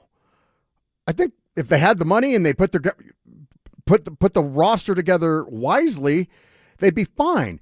A max contract for one player doesn't kill your chances of winning an NBA championship. What they've tried to do, though, is say, we don't want you having 3 or 4.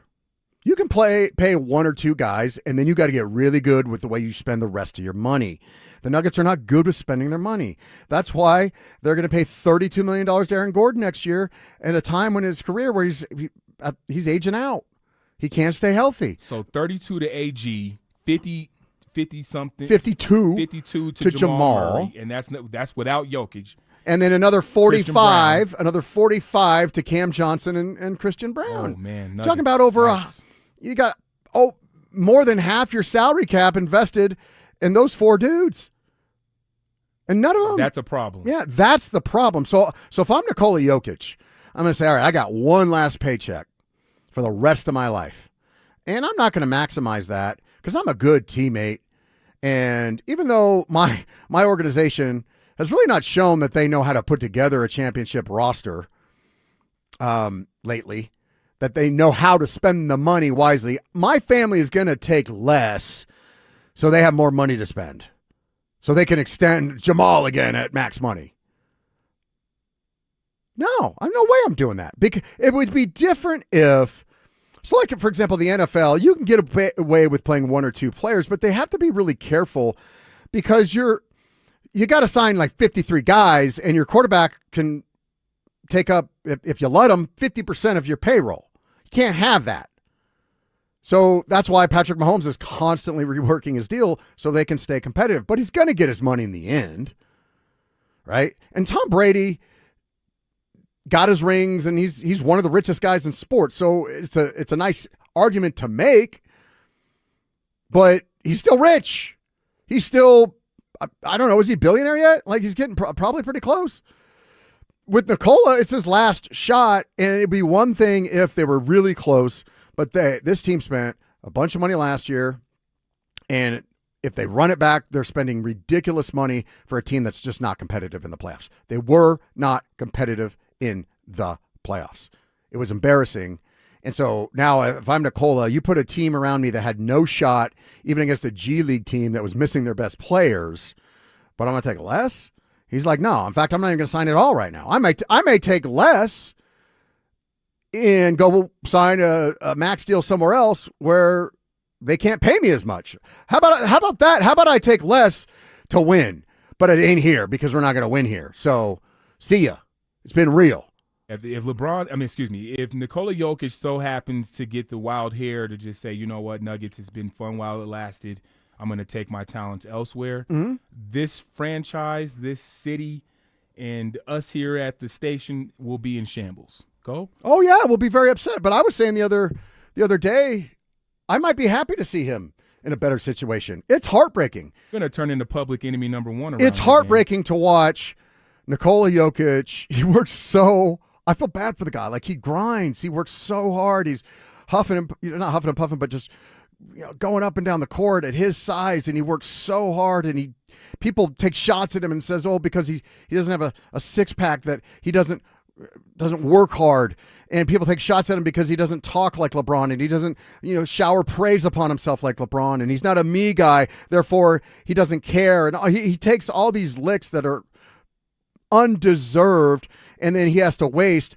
all these prime years of his career, and he's got nothing around him. When we talk about, here's an argument, we'll talk about a little bit on the other side, to support Nikola Jokic. I've been saying lately, the reason Nikola Jokic is not a top 10 player is because top 10 players have usually 3 or more rings. But they have something else that Nikola does not have. We'll get into that coming up next. Jalen Waddle's here. Davis Webb's calling plays. The defense that reached the AFC Championship is back. But the number one storyline at Broncos training camp starts and ends with Bo Nix's ankle. Are you positive that ankle's broken? Is he fully healthy? And what does that mean for Denver's Super Bowl hopes? Denver Sports 104.3. The Fan. Jacob's Law, 303 Law 4040. 303 Law 4040. It was fun because I got to say, that's exactly what we do, sir. We had a guy in the office, actually 4 people were involved in an accident. They came in and they said, man, the insurance companies are just wearing us out. We just want some help. And at the end of the contract, you have to tell them, hey, I can't promise you an outcome, right? So when these lawyers say, hey, call us and we'll tell you what your case is worth, they're not allowed to do that. They can't. It's just it's a gimmick. It's a bait and switch thing to get you the call. So what I always say is, I promise you one thing. You're going to get our best efforts. We're going to work hard to get you feeling better and get you the most. But I can't promise you $10 or $10 million or $10 billion, but we're going to be here. And the guy said, but can you promise me that you'll deal with the insurance companies? I said, that's exactly what I'm promising you. We will take that burden off your shoulders. We'll be here. We'll answer the phone. 303 Law 4040. Save that number in your phone. You never know when you're going to need it. It's 303 Law 4040. We wouldn't be celebrating America 250 if it wasn't for a strong foundation set by the framers. Hamilton built America's financial foundation on sound money, later embodied by the gold standard. But we abandoned that discipline in 1971 and have seen inflation erode the dollar's value. What's the foundation of your savings? Is it gold or something that can be devalued? Hi, it's Dr. Ron Paul, and I encourage you to speak with my friends at Birch Gold Group by diversifying an existing IRA or 401k into a tax-sheltered IRA in gold. Learn more by requesting a free info kit on gold IRAs. Just text the word SECURE to the number 989898. Let Birch Gold help you build your foundation with gold. Text the word SECURE to the number 989898. Text SECURE to 989898. Don't care for my local hometown team, ROX rocks heating and air. Don't get fooled by out-of-state private equity corporations that are buying local HVAC companies, offering higher prices, bad service, and shady sales tactics. Don't trust your home to someone out of state when you have the best company right here in town. ROX are experts in local energy rebates and tax credits to save you money only at ROX rocks heating and air. Now play that jingle. HVAC service, installation, repair. ROX rocks heating and air. Do you owe back taxes or have unfiled tax returns? The IRS won't quit until they get your money. Here's great news, fresh from those in the know. Major changes have happened at the IRS. If you owe more than $10,000, you may be eligible for a 99% reduction of what you owe. Haven't filed a return for a while? Their happy clients are talking. The IRS was going to levy my bank account, but Guardian was able to prevent that and fix all my IRS issues. Thanks again, Guardian Tax. Need relief from crushing tax debt? The IRS now has special programs. Guardian Tax knows all about them. Personal or business, this is the fresh new break you've been hoping for. We aren't the company you call when you need a hug because you're scared of the IRS. Guardian Tax is the company that wins when you need it most. Guardian Tax Service is really great to work with. They really help me out. I'd recommend them highly. Call now for a free confidential consultation. 800-900-1717. 800-900-1717. 800-900-1717. Hi, Dan Cicchini, Done Right Home Improvements. For an 8% scheduling incentive and a special financing rate of 0% APR with 72 equal monthly payments, go to drhi.com. Kitchens, baths, counters, and floors. Finished basements, windows, and doors. You have our word, we'll treat you right at Done Right. Every hunt tells a story. Let Ty's Taxidermy in Loveland bring yours back to life. Big game, birds, fish skin mounts, and reproduction. Expert detail since 2001. Call 970-669-1119 or visit Ty'sTaxidermy.com. You're listening to the Honorable Judge Dan Jacobs on Denver Sports 104.3 The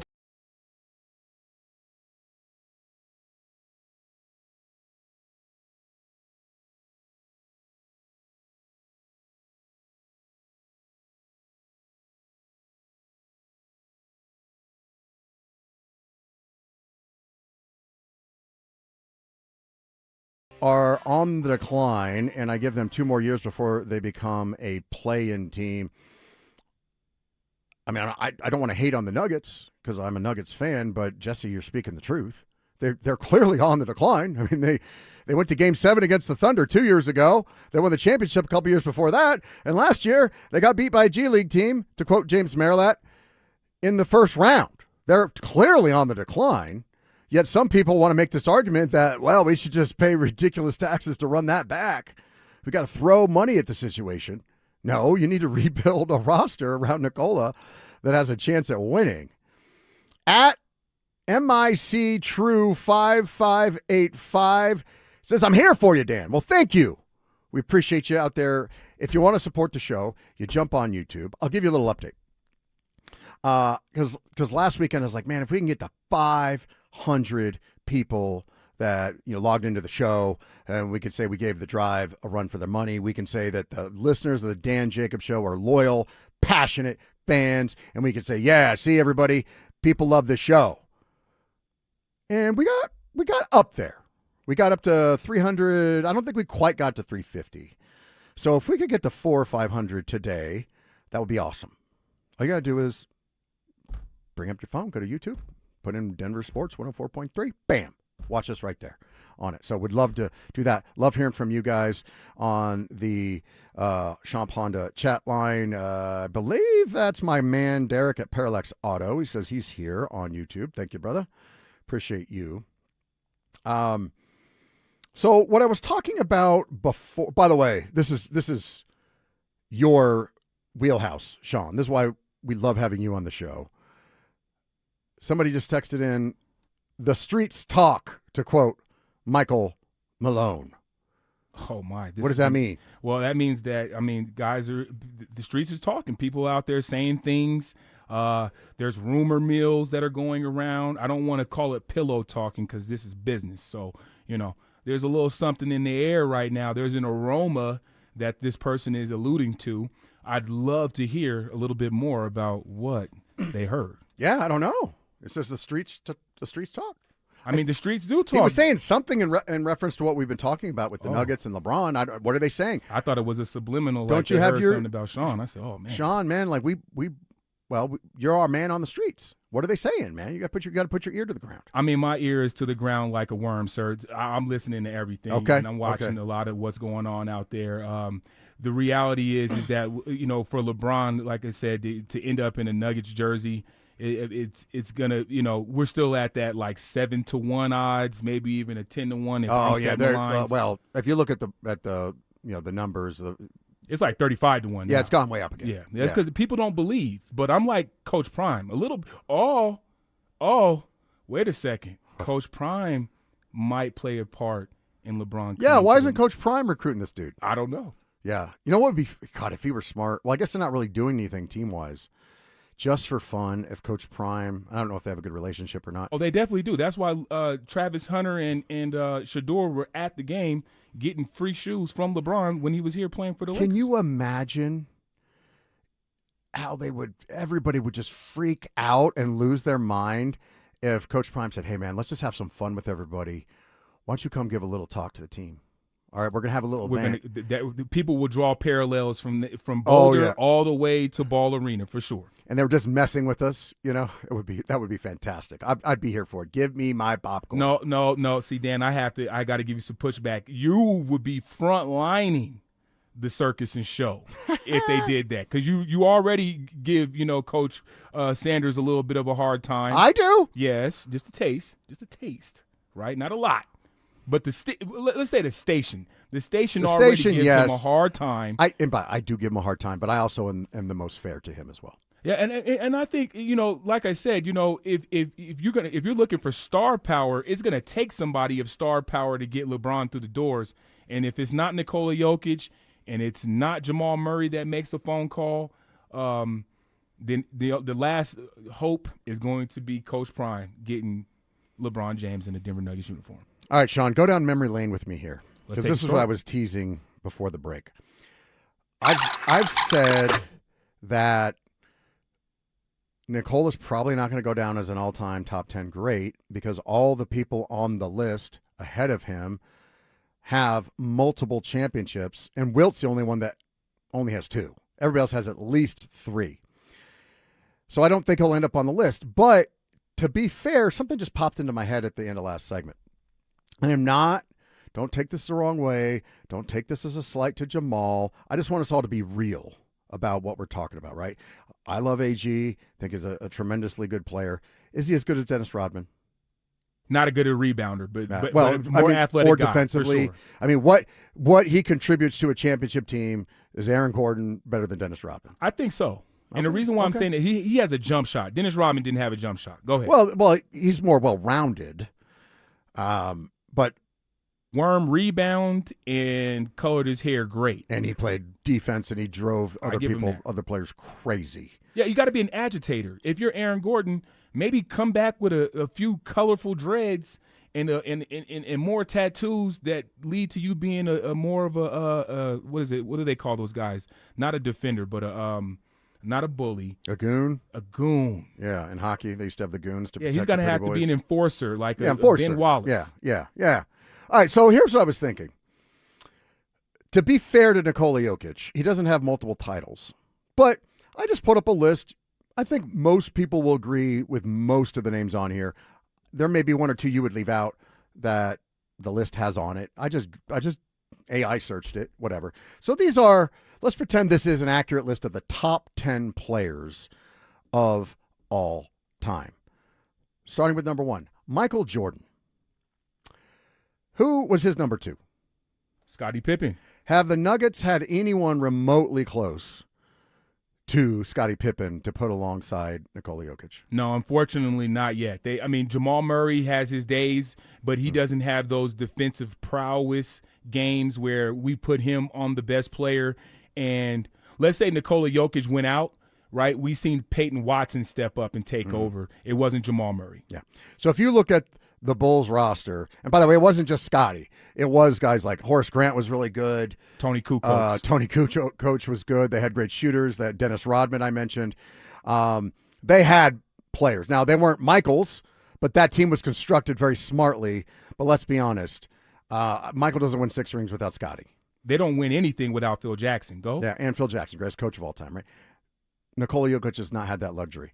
For the sake of this list, they have LeBron number 2. I don't know if I have him in my top 10, but just to keep the conversation rolling, LeBron, I think, has 4 rings, right?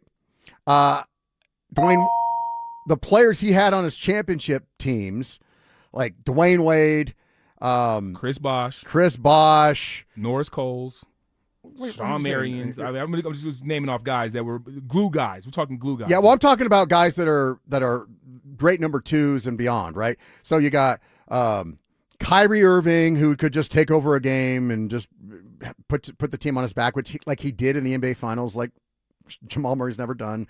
Anthony Davis. Everywhere he's gone and won rings, he's had the goods, right? And I don't think anybody's going to argue that the Nuggets have had anybody as good as Anthony Davis or Dwayne Wade, those types of Ray Allen, right? Like so many guys, he was ring chasing, and that's fine, right? But he hasn't had that, all right? Kareem Abdul-Jabbar, get out of town, dude. Freaking Magic Johnson, James Worthy, like you can go down the list of all. That is one thing about those Lakers and Celtics teams. They were incredibly deep, full of Hall of Fame type talent. So Kareem had way better talent. Let's just start there.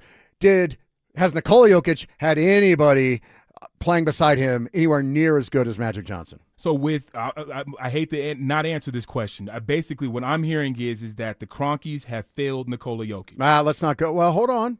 I don't put it on the Cronkies, but the Nuggets may have. But would you agree that he's had nobody close to I definitely agree Magic with you. Johnson? All right, let's continue this exercise. Oh, you know what? We'll just go through the list real quick, and then we're going to take a timeout. Bill Russell, he had all the best players that money could buy back in that day. Magic Johnson, he had Kareem Abdul-Jabbar. Kobe Bryant had Shaq. Larry Bird had all of his dude. He had McHale. He had so many guys. He had McHale and Ainge. He had all those guys. Shaq had Kobe. Tim Duncan had Ginobili and Tony Parker. So everybody on this list, you have a number 2 that you can point to and say, these guys don't win those titles without him. Nikola Jokic has never had that. And I mean, no disrespect to Jamal Murray and to a lesser extent Aaron Gordon. He's never had it, and he's won a championship despite that. So we may, when it's all said and done, have to evaluate, is it really on the Nuggets? And I don't blame the Cronkies for that. Maybe they signed the players. Maybe because Josh. They passed the money out. They signed the players. But it's their fault. With the Avs and Nuggets, the Cronkies have said, here's the money. Spend as much as you want until it gets crazy, like salary cap, repeater tax time. Then they put it on their guys that they hired to go spend the money wisely.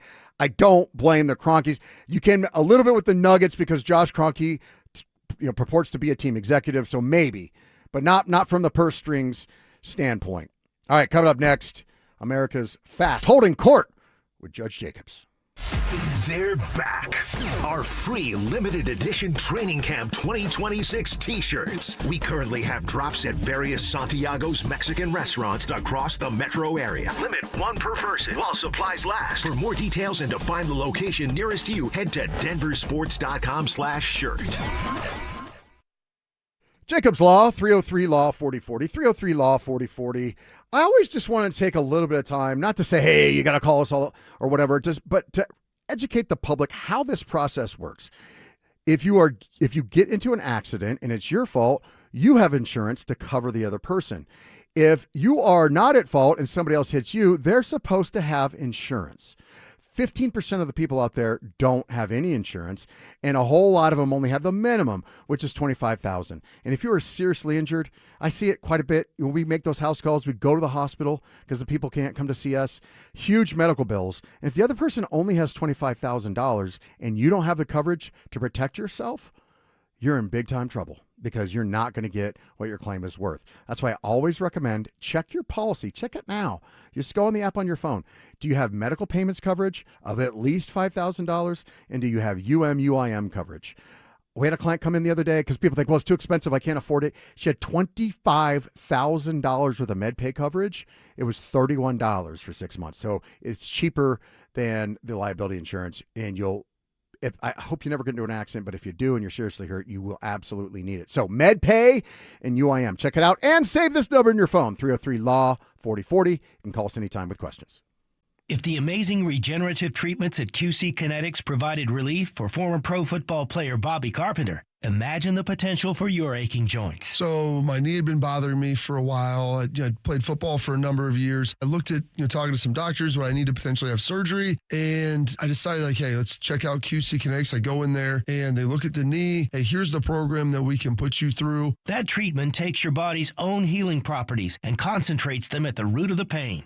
No surgery or downtime. The best part was there's no recovery until one day I felt like, hey, this feels like my old self again. I feel better. It's helped me. It's helped my dad. Hopefully it will help you in the same way. My message to them is do not wait. So you can go out and play golf and do the things that you love and enjoy. Take it from Bobby Carpenter. Call QC Kinetics now for your free consultation. Call QC Kinetics, 303-900-8986. That's 303-900-8986. 303-900-8986. What's up, guys? Philip Lindsay here. Summer is here. Tee times, perfect drives, and days on the greens. But if joint or back pain is keeping you off the golf course, it's time for you to discover Regen RX. Their shockwave, stem cell, and PRP therapy could be the key to reclaiming your swing. No surgery, no downtime, and no risk. Right now, get 50% off of your first shockwave therapy treatment in July. This non-invasive treatment helps reduce chronic pain so you can get back out there. Book your free consultation today and give them a call at 303-630-9770 or visit them online at regenrx.co. Switching your account numbers is hard. Being forced to switch, even worse. That's why at Belco Credit Union, we want to pay you to switch. From June 1st to August 31st, we're offering a $300 bonus when you open a new checking account with a qualifying direct deposit of $500 or more. They changed your account number. You can change who you bank with. Go to belco.org/switch for full offer details. Insured by NCUA. Membership eligibility required. Conditions and restrictions apply. Belco. Banking for everyone. Don't care for my local hometown team, ROX rocks heating and air. Don't get fooled by out-of-state private equity corporations that are buying local HVAC companies, offering higher prices, bad service, and shady sales tactics. Don't trust your home to someone out of state when you have the best company right here in town. ROX are experts in local energy rebates and tax credits to save you money only at ROX rocks heating and air. Now play that jingle. HVAC service, installation, repair. ROX rocks heating and air. It's the Honorable Judge Dan Jacobs on Denver Sports, 104.3 The Fan. All rise. All rise.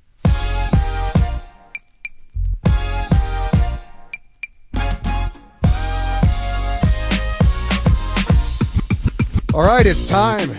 Holding court with Judge Jacobs.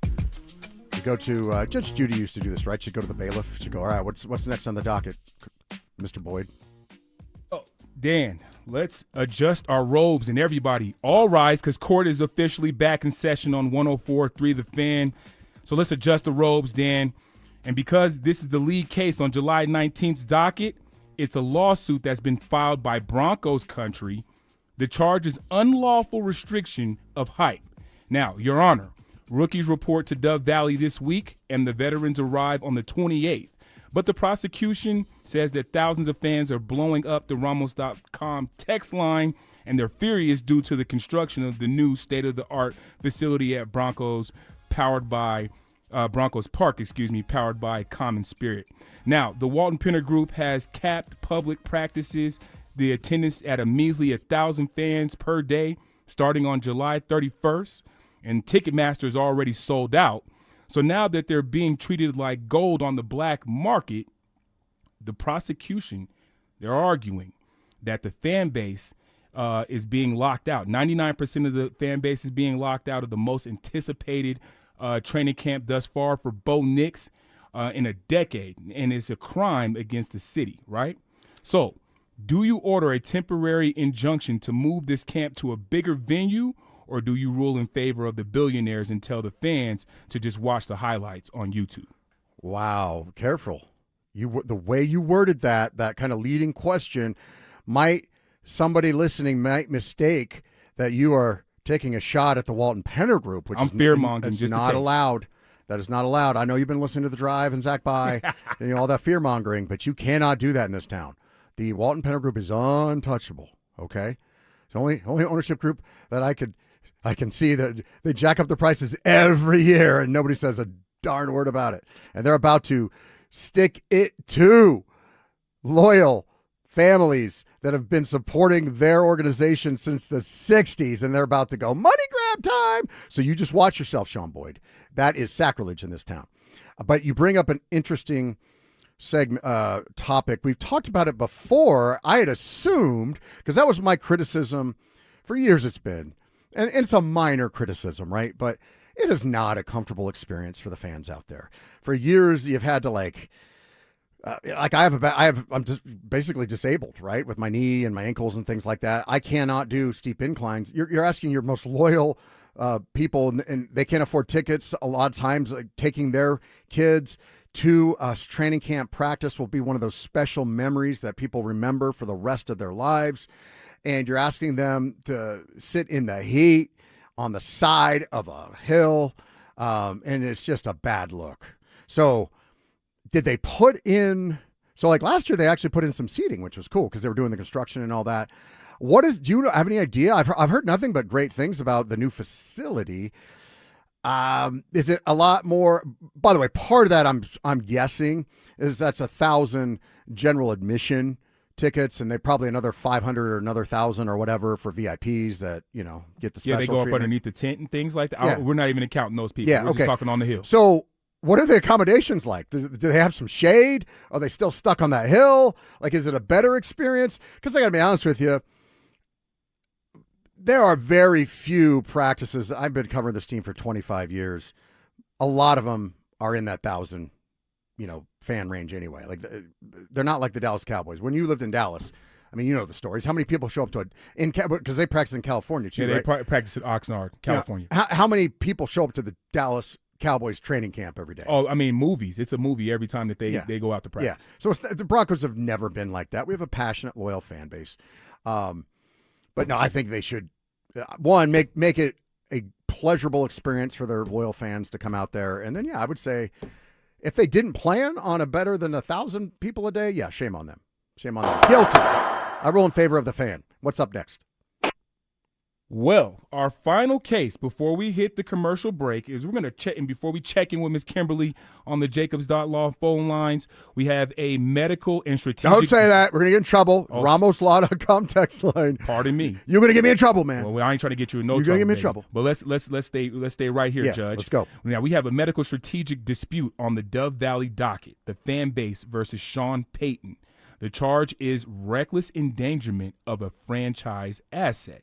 Now, the Broncos' first preseason game is circled for August 14th on the road in Atlanta. The prosecution argues that Bo Nix is coming off this ankle injury, and throwing him behind a shuffling offensive line in a meaningless exhibition game is negligent behavior. We know who the starter is, so why put him in, wrap him in bubble wrap, and put him away? Now, Dan, you know the law. Are you issuing a restraining order for Bo Nix to keep him off the grass in Atlanta, or do you mandate that Sean Payton send him out there and take some real hits? I tend to believe you should get some reps, but not a lot. Not a lot. I mean, you want to get some chemistry. You want to get some live action. I don't think you bubble wrap him, but you're certainly not. Hey, man, if you put him out there for a series and his ankle snaps, you think that wasn't going to happen in week 1 against the Chiefs? Like, he either can play or he can't play. So I don't really factor that much into it. I just don't want him playing that much in general, because what do you gain? The league puts less and less emphasis on the preseason every year. I think teams like the Rams don't even bother putting their starters out there ever. So if that's the trend, I wouldn't be putting them out there a lot. But, getting a few reps with Jalen Waddle and the new look offense and getting your operational stuff down so you're not having a bunch of operational penalties come week 1. There's some value to it, but minimal. I won't impose any sanctions upon them at this point, but I reserve the right to hold them in contempt later in the preseason if they get out of whack. Now, Your Honor, before you land your ruling, the defense, Coach Sean Payton, argues that you cannot simulate live bullets in a practice environment, and the second-year quarterback needs all the chaotic live-fire reps he can get before week 1. Well, he's pulling your chain. He doesn't mean that. If he meant that, then Bo Nix would always play 3 or 4 quarters in every preseason game. He doesn't do that. He didn't do that before. He's certainly not going to do that now. No, he will have minimal time, if any. I mean, I wouldn't be surprised if he didn't play at all. I think Bo will want to play some because he is anxious to dispel this notion that he's damaged goods. So I think he'll want to get out there a little bit and, make everybody feel a little better and be like, see, I'm fine. We're going to be good. All that stuff. So, you mix them in a little bit, but no, Sean Payton isn't saying with a straight face, we need to get as many live reps as we can. Even 3 or 4 more reps help, right? Where'd you hear that before? Well, Judge, you know what? The evidence is on the record. And the YouTube chat's already throwing objections, and so my objection is sequestered, if I said that right, sequestered. The Honorable Judge Dan Jacobs on this Sunday morning, how does the court rule? I'm sorry, I missed that. Rule on what? On Bo Nix. Bo Nix, he proceed with caution. We're hereby issuing an order from the bench. Broncos are ordered to proceed with caution, but not bubble wrap on Bo Nix. We'll do a review date in 25 days to see if contempt sanctions will be in order. All right, coming up next, I do want to get into this just a little bit. They had a fun topic on the morning show earlier. I want to see how you guys feel on this. I really would like to know. And then also, what is the number 1 storyline for the Denver Broncos going into training camp starting this week? We'll get into all that coming up in the final hour of the Dan Jacobs Show. They're back.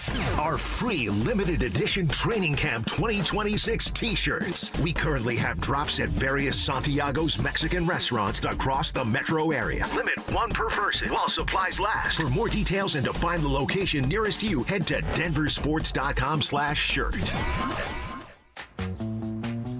Jane is a small business owner. That's right. And tell them what that's like, Jane. Yeah, well, it's like a roller coaster with a lot of ups and downs, and some days things can feel like they're flying off the rails. Yep, it's a lot. But the Total Solutions Advantage only from Comcast Business can help you manage it all. With the largest, fastest fiber-powered network designed for 100% reliability with business internet and wireless connect. Plus gig speeds with security and equipment included. All with a 5-year price lock. Nice. So everything stays on track. Exactly.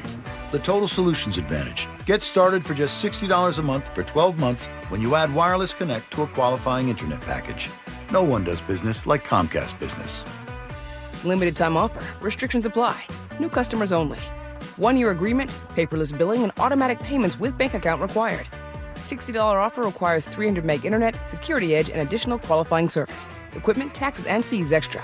Do you owe back taxes or have unfiled tax returns? The IRS won't quit until they get your money. Here's great news, fresh from those in the know. Major changes have happened at the IRS. If you owe more than $10,000, you may be eligible for a 99% reduction of what you owe. Haven't filed a return for a while? Their happy clients are talking. The IRS was going to levy my bank account, but Guardian was able to prevent that and fix all my IRS issues. Thanks again, Guardian Tax. Need relief from crushing tax debt? The IRS now has special programs. Guardian Tax knows all about them. Personal or business, this is the fresh new break you've been hoping for. We aren't the company you call when you need a hug because you're scared of the IRS. Guardian Tax is the company that wins when you need it most. Guardian Tax Service is really great to work with. They really help me out. I'd recommend them highly. Call now for a free confidential consultation. 800-505-7844. 800-505-7844. 800-505-7844. High prices are here to stay. Gas, groceries, insurance. And if you're a homeowner, you've probably thought, should I call American Financing to refinance and pay off this credit card debt? Then you second guess yourself because of that low mortgage rate you currently have. Listen, that low rate, it's not saving you if you're drowning in credit card interest at 25% or more. That's the math no one wants to face, but it's costing you thousands. Here's the truth. If you're only making minimum payments, that debt will follow you for years. That's why people are calling American Financing, because they're saving customers an average of $800 a month by using their equity to finally break free from credit card debt. You owe it to your family to see what's possible. There's no upfront fees, no pressure. It costs you nothing to find out what you could save every month. And if you start today, you may be able to delay 2 mortgage payments. So call American Financing at 303-695-7000. That's 303-695-7000, or visit them online at americanfinancing.net. NMLS 182334, NMLSconsumeraccess.org. Average savings based on borrowers who save over $200. Men, if your energy is down, your workouts aren't producing results, you're gaining stubborn weight, losing muscle, sleeping poorly, or just not feeling like yourself anymore, it may be more than just aging. This is Jeff for the Rocky Mountain Men's Clinic. Our low T and body composition treatments are designed to help men regain energy, improve focus, sleep better, build lean muscle, reduce unwanted fat, and restore confidence both in and out of the gym. At the Rocky Mountain Men's Clinic, we specialize in helping men optimize their health, performance, and vitality. Using personalized medical treatments tailored to your health and goals, many men begin noticing improvements in energy, mental clarity, recovery, motivation, libido, and overall body composition within just a few weeks. Your initial visit is just $99 and includes blood work, PSA and T-test, and a medical consult. And if you start on treatment the day of your appointment, your visit is free. Call 720-440-7900 or go to RockyMountainMen'sClinic.com. We have 5 offices across the Front Range to serve you. Featured therapies are compounded and have not been evaluated nor approved by the FDA. Provider prescription required. See website for details. KKFN and KKFN HD1 Longmont, Denver. You're listening to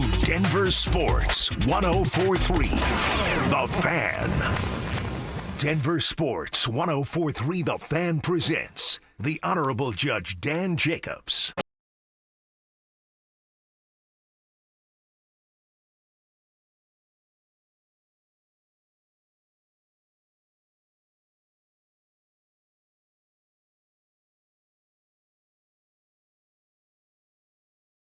But it was a fun topic that Kyle and Cello were exploring earlier, and I want to just kind of expound on it a little bit. And I want to know on the Champ Honda YouTube chat, by the way, Brad Brack checking in. He says, first time checking in, Dan. We appreciate that.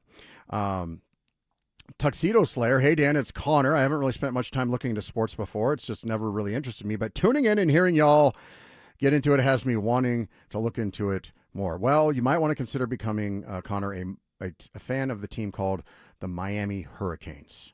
You will never be disappointed. Not the Miami Dolphins. You will know nothing but disappointment. Miami Hurricanes, you're gonna love sports. Okay? Thank you for checking in there, Connor. So put some thought into this, and then let me know that it's a 2-part question. So either on the Champ Honda YouTube chat line or the RamosLaw.com text line. Would you pay, not just for a photo op, because they were kind of starting the topic with, would you pay to meet your favorite athlete, or I'll just throw celebrity in there, right? Your favorite famous person, athlete or not. Would you pay any money to meet them? And would it have to be, and if so, who would it be? And what would you like to do? Let's make it even more fun. What would you like to do? So if you, Peyton Manning, right? Is a photo op good enough? Or would you like to go to dinner with Peyton Manning? Or would you like to play golf with Peyton Manning? Would you like to play dominoes with Peyton Manning? Would you like to play poker with Peyton Manning? What would you like to do? That's just an example. Okay. Would you like to go ride bikes around the lake with Peyton Manning? Yeah, I'm going to shoot like off the Stokely hip right does? now, Dan. I'm going to shoot off the hip right now. Mm-hmm. Because, see, when I met Brandon Stokely, I realized that he's a guy like me, right? And same thing for Philip Lindsay. When I met Anquan Bolden, he's just a guy. Now, I didn't happen to get the chance to meet Larry Fitzgerald.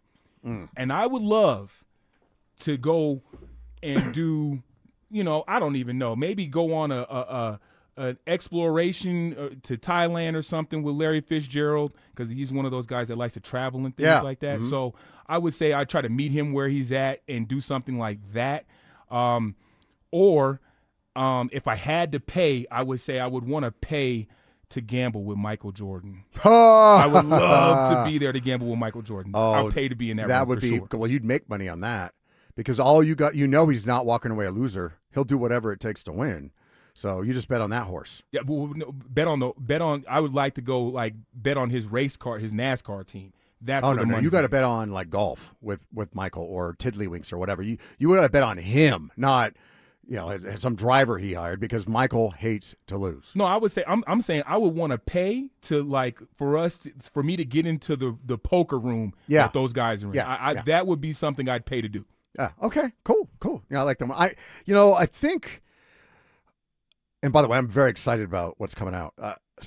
To me, Sylvester Stallone has been fascinating to me. And the reason why is the story about how he walked into a movie theater, just a regular guy, and came out super famous.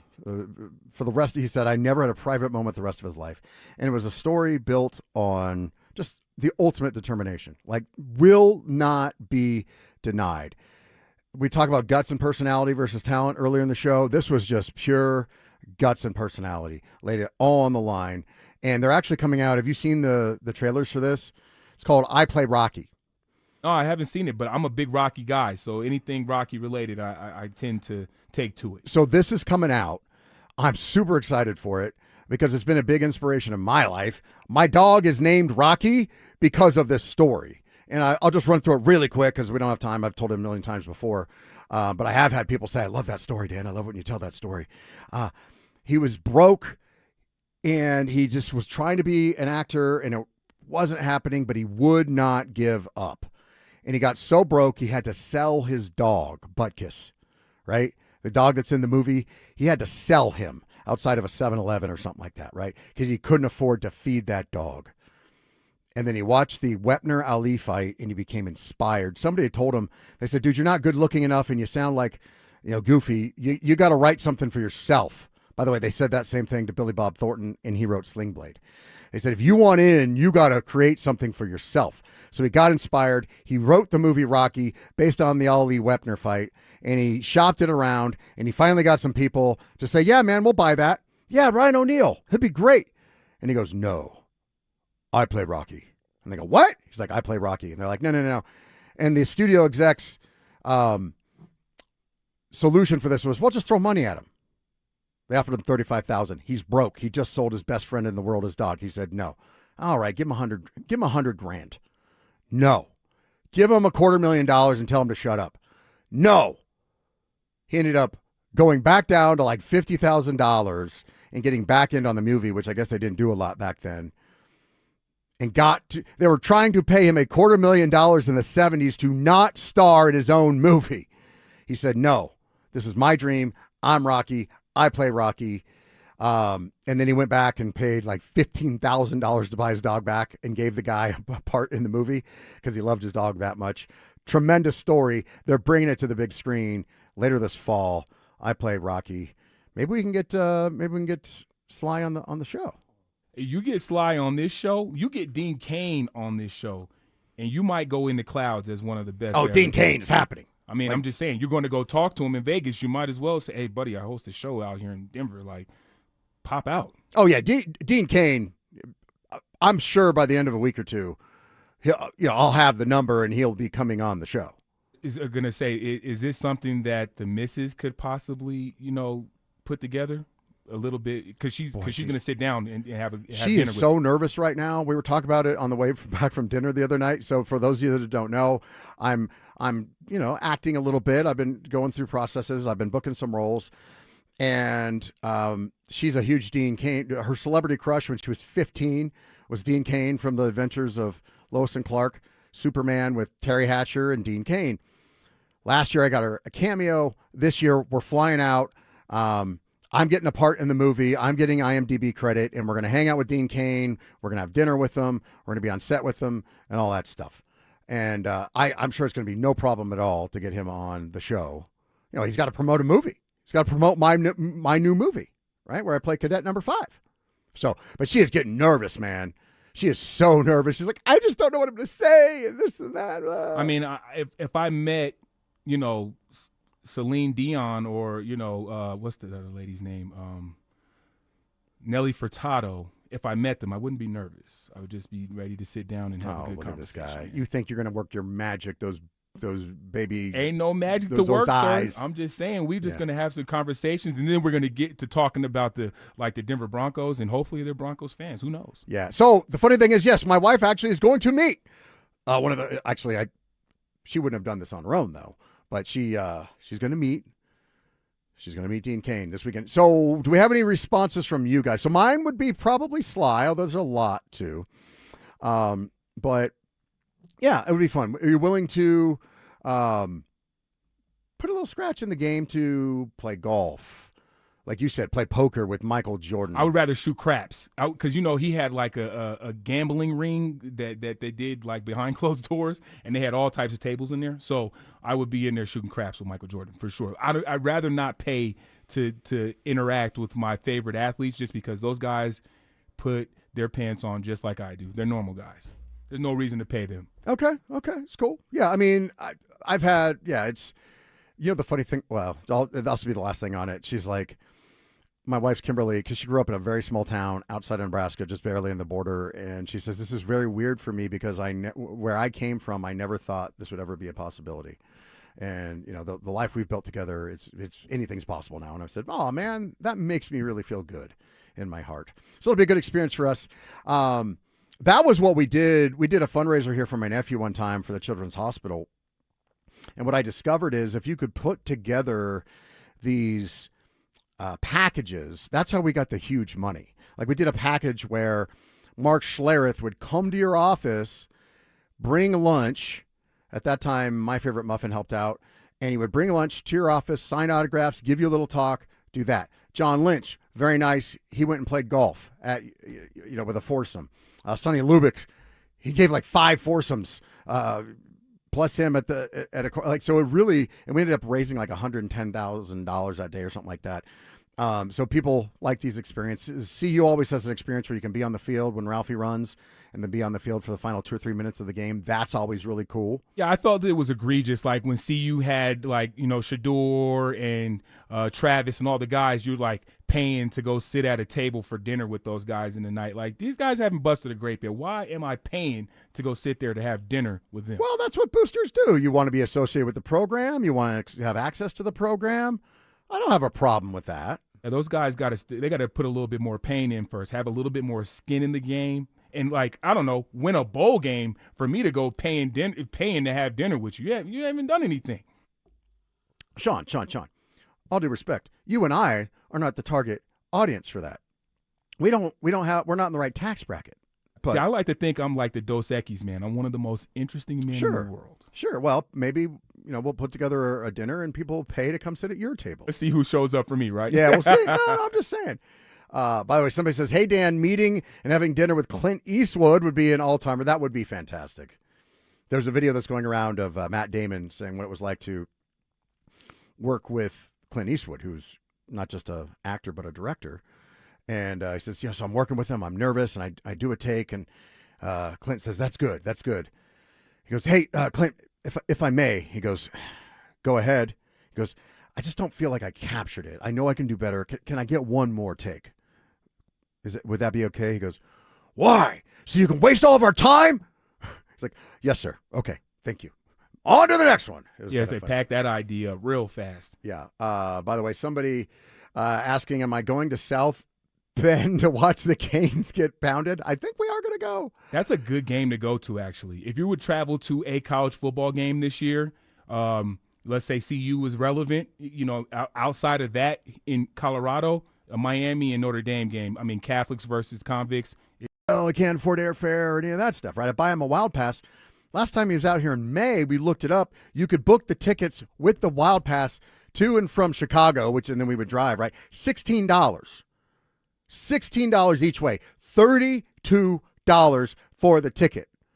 And then he came out again last week, and I said, "How did you get your tickets?" No, man, I didn't do it. Yeah, he was pump faking. He didn't want to do it. What do you mean you're going to do it? Well, I didn't know if everybody's going to go. What do you have to lose? It's $32. You think it's going to be less expensive as we get closer to the game, dude? See, I think you seen the low price, and you figured that was a way to doctor in everybody get in now while the getting's good, because it might change on them. But I mean, you then lock yourself into something that he doesn't sound like he's really he's been to commit dude. to. He's always we got to go. They and his whole family. We got to go. His nephew played for the Canes, and so they're huge. They got season tickets and all that. We got to go. Dan, you're going to the playoffs. You're going to the playoffs. They didn't go to – well, no. I went to as many playoff games as they did. They kept saying they didn't have any money. And it's like, well, this year it's not going to be an excuse. Here's your ticket.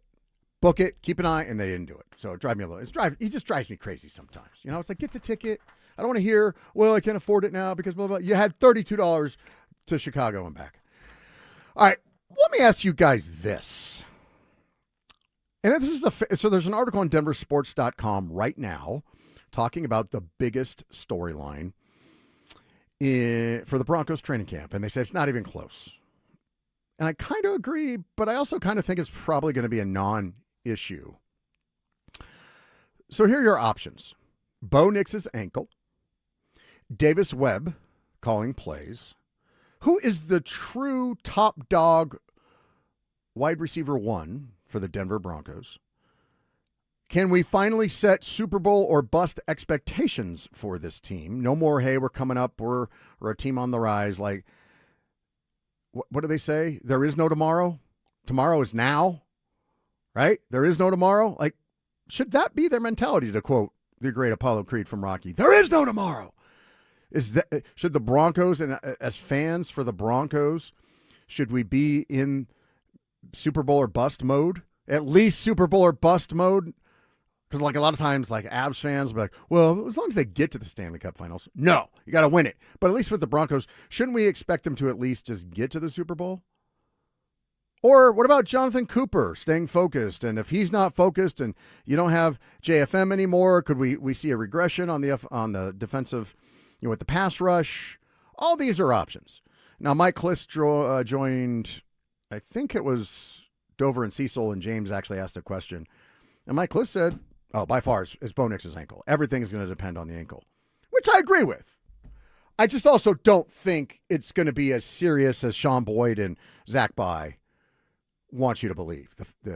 We have a hard time with you guys saying the fear mongering, right? Well, I mean, because I think that, guys like myself and Zach, we're looking at the glass as half full, but it's kind of water and vinegar, right? Rather than just a glass full of good water. And the reason why I'm saying that is because, he's had these injuries that date back to college. They're just getting cleaned up. Same thing applies with Michael Penix Jr., right? He's another guy at quarterback that had pre-existing injuries prior to being drafted to the NFL, and those injuries are playing out in the first 2 years of his career, as Bo Nix's is as well. Mm-hmm. And then I had another thing I wanted to run by you, Dan, while we were talking about best players versus best quarterbacks. And I got to wondering, does Bo Nix need to be the best player on the Denver Broncos in order for them to win a Super Bowl? Go. That's a great question. And it really fits into the wheelhouse of kind of what I was explaining to Cello and Kyle earlier today, which is your best player may not always be, your best football player may not always be your quarterback, but you sure hope so. And with the Broncos, I think they're in a position where their best player is not their quarterback. He might be their most important player, but and it's close, right? Because they don't win all those games last year if Bo doesn't make that magic happen in the fourth quarter. But if you had to argue who is the better football player, Patrick Surtain, who is the defensive player of the year, or Bo Nix, who's about a middle-of-the-pack quarterback right now, I think you're going to say Patrick Surtain is the better football player. Is that fair, Sean? Is he because I got to thinking, like, is Bo Nix even the top 3 best football players on the Denver Broncos constructed roster right now? And he has to be in order to if he wears a C, then he has to assume one of the top 3 best players on the team. I would put Patrick Surtain ahead of him. He makes that entire offensive line look good. That is a legitimate issue. Is like if his mobility is affected, or if defense have said, all right, we're wise, we're hip to his game now. We're just going to force him to stay in the pocket and make mistakes and overthrows.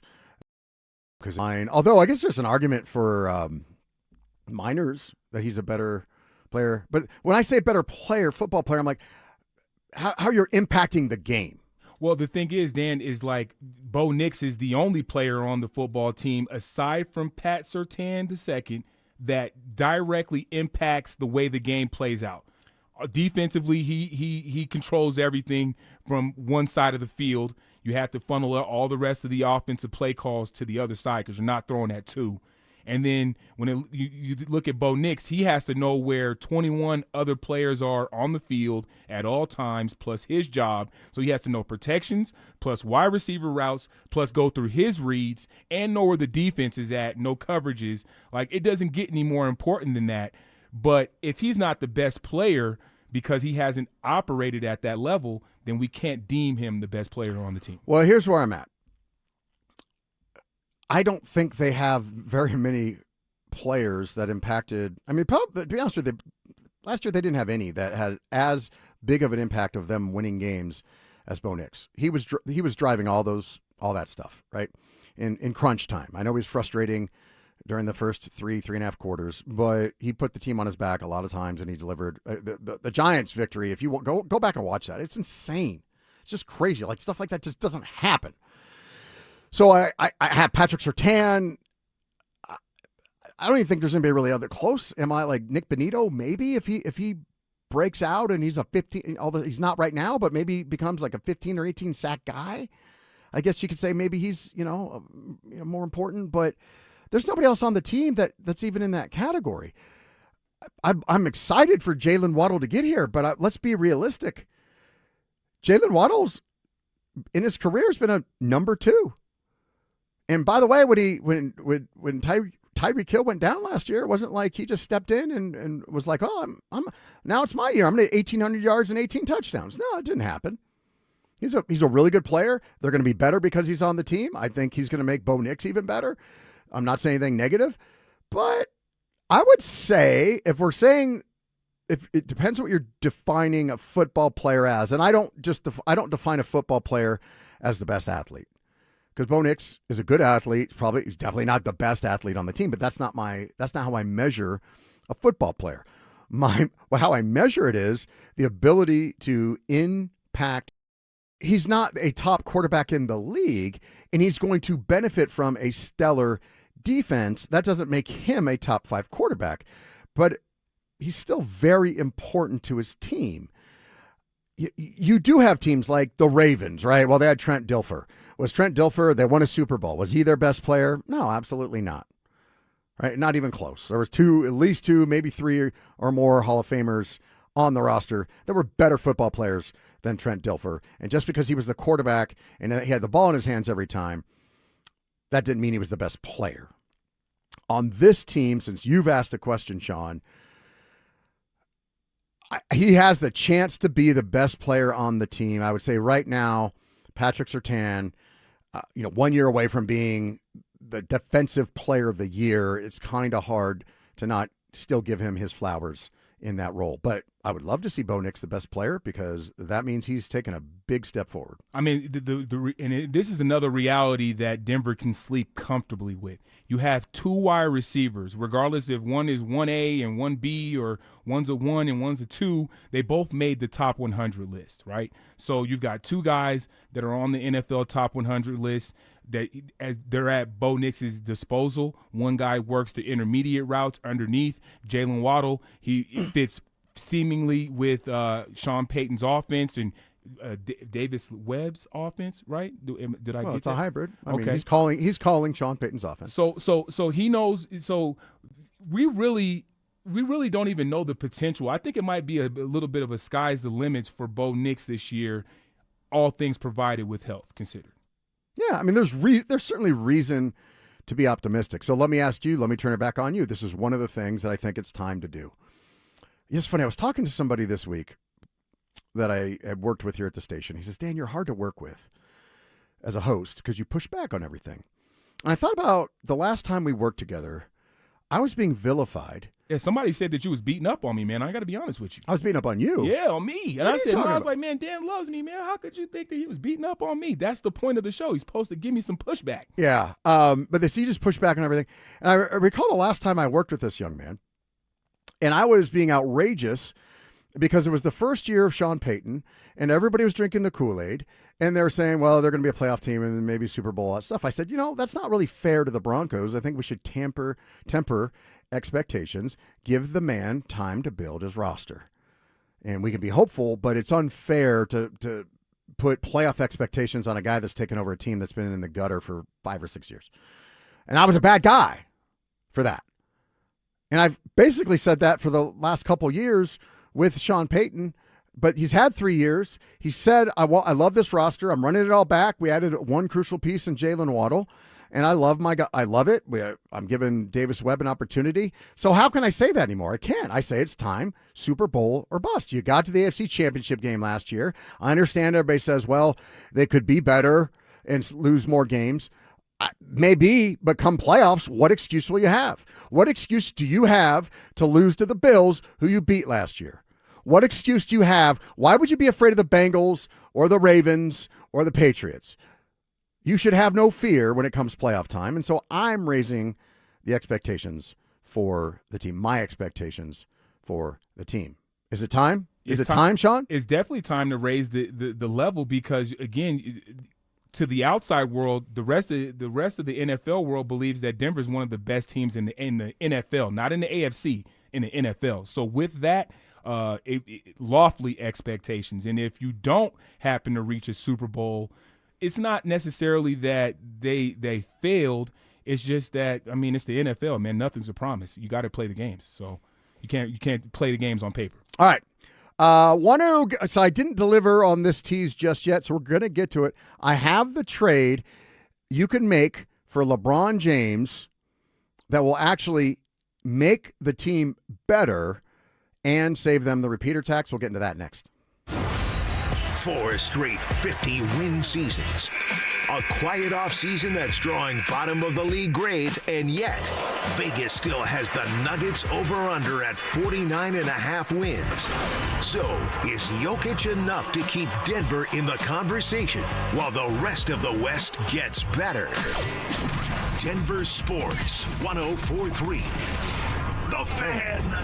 Where will you find her perfect engagement ring? There's only one fine jeweler in Denver with all the world's top bridal designers. I'm Dylan Williams. And I'm Shayna Williams from Williams Jewelers. Only here in our Bridal Design Gallery will you find Gabriel & Company, A. Jaffe, Hearts on Fire, and the legendary Tacori. Thousands of diamond engagement rings from every style and every price range. If it's on her Pinterest page, it's here. Add to that our famous Williams Jewelers Diamond Bar with almost every size, shape, and price range diamond. And our expert diamond professionals will help you put it all together perfectly. At the guaranteed best price in Colorado. We even have flexible payment terms for qualified buyers, so you can do this today. That's why more couples say, will you, with Williams. Where Colorado shines. Williams Jewelers, we can make diamonds a part of your life. The official jeweler of the Colorado Avalanche. Williams Jewelers, where Colorado shines. Hey, this is Rob Biandino at BeatTheDA.com. I've handled 7,000 cases, over 300 trials. If you've been injured in a car accident or property damage, you need our help. I handle all my cases personally. I know all the medical experts, all the damage experts to get you the most for your injuries and your damages. If you're injured in an accident, call me. I will go to war for you. The insurance company knows that I'm a trial lawyer. That will get you more money, a better settlement at the end of the day. Give me a ring, 720 520-706-5151. Hit me up at beattheda.com. We wouldn't be celebrating America 250 if it wasn't for a strong foundation set by the framers. Hamilton built America's financial foundation on sound money, later embodied by the gold standard. But we abandoned that discipline in 1971 and have seen inflation erode the dollar's value. What's the foundation of your savings? Is it gold or something that can be devalued? Hi, it's Dr. Ron Paul, and I encourage you to speak with my friends at Birch Gold Group about diversifying an existing IRA or 401k into a tax-sheltered IRA in gold. Learn more by requesting a free info kit on gold IRAs. Just text the word SECURE to the number 989898. Let Birch Gold help you build your foundation with gold. Text the word SECURE to the number 989898. Text SECURE to 989898. This summer, the Honey Pepper Pimento Chicken Sandwich and Pineapple Dragon Fruit and Sprite are back at Chick-fil-A. Let me tell you about the Pineapple Dragon Fruit and Sprite. It's bright, it's bubbly, it's back. The Honey Pepper Pimento Chicken Sandwich, it's so rich, and you can choose between the original or the spicy filet. Ooh, boy. And then you got those pickled jalapenos tucked right under the filet, and then just to top it all off, you've got a little honey drizzle right on top. Okay, now I'm a pimento fan. And I'm feeling the dragon fruit. Which fan favorite will you choose? Real customers paid for their testimonials. Amy Cox did something smart. She saved hundreds on auto insurance switching to Progressive. And with that money, she decided to treat herself to an anti-aging red light mask. Will she look like a horror movie villain every night? Yes.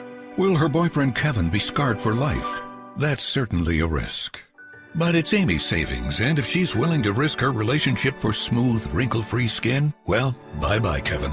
Switch and see if you could save with Progressive and treat yourself. Progressive Casualty Insurance Company and Affiliates.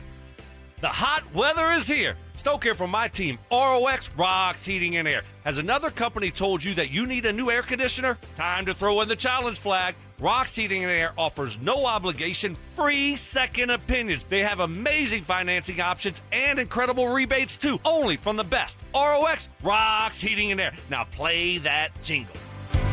HVAC service, installation, repair. ROX Rocks Heating and Air. No! USA is up 2-0. That is the most dangerous lead in soccer. Relax, Mike. See that, Dan? My left eye is twitching. That's my warning eye. It'll be 2-2 by stoppage time. It's never wrong. With early payout from Bet365, I got paid the second they went up 2 goals. So to me, it's now the safest lead. Early payout from Bet365, huh?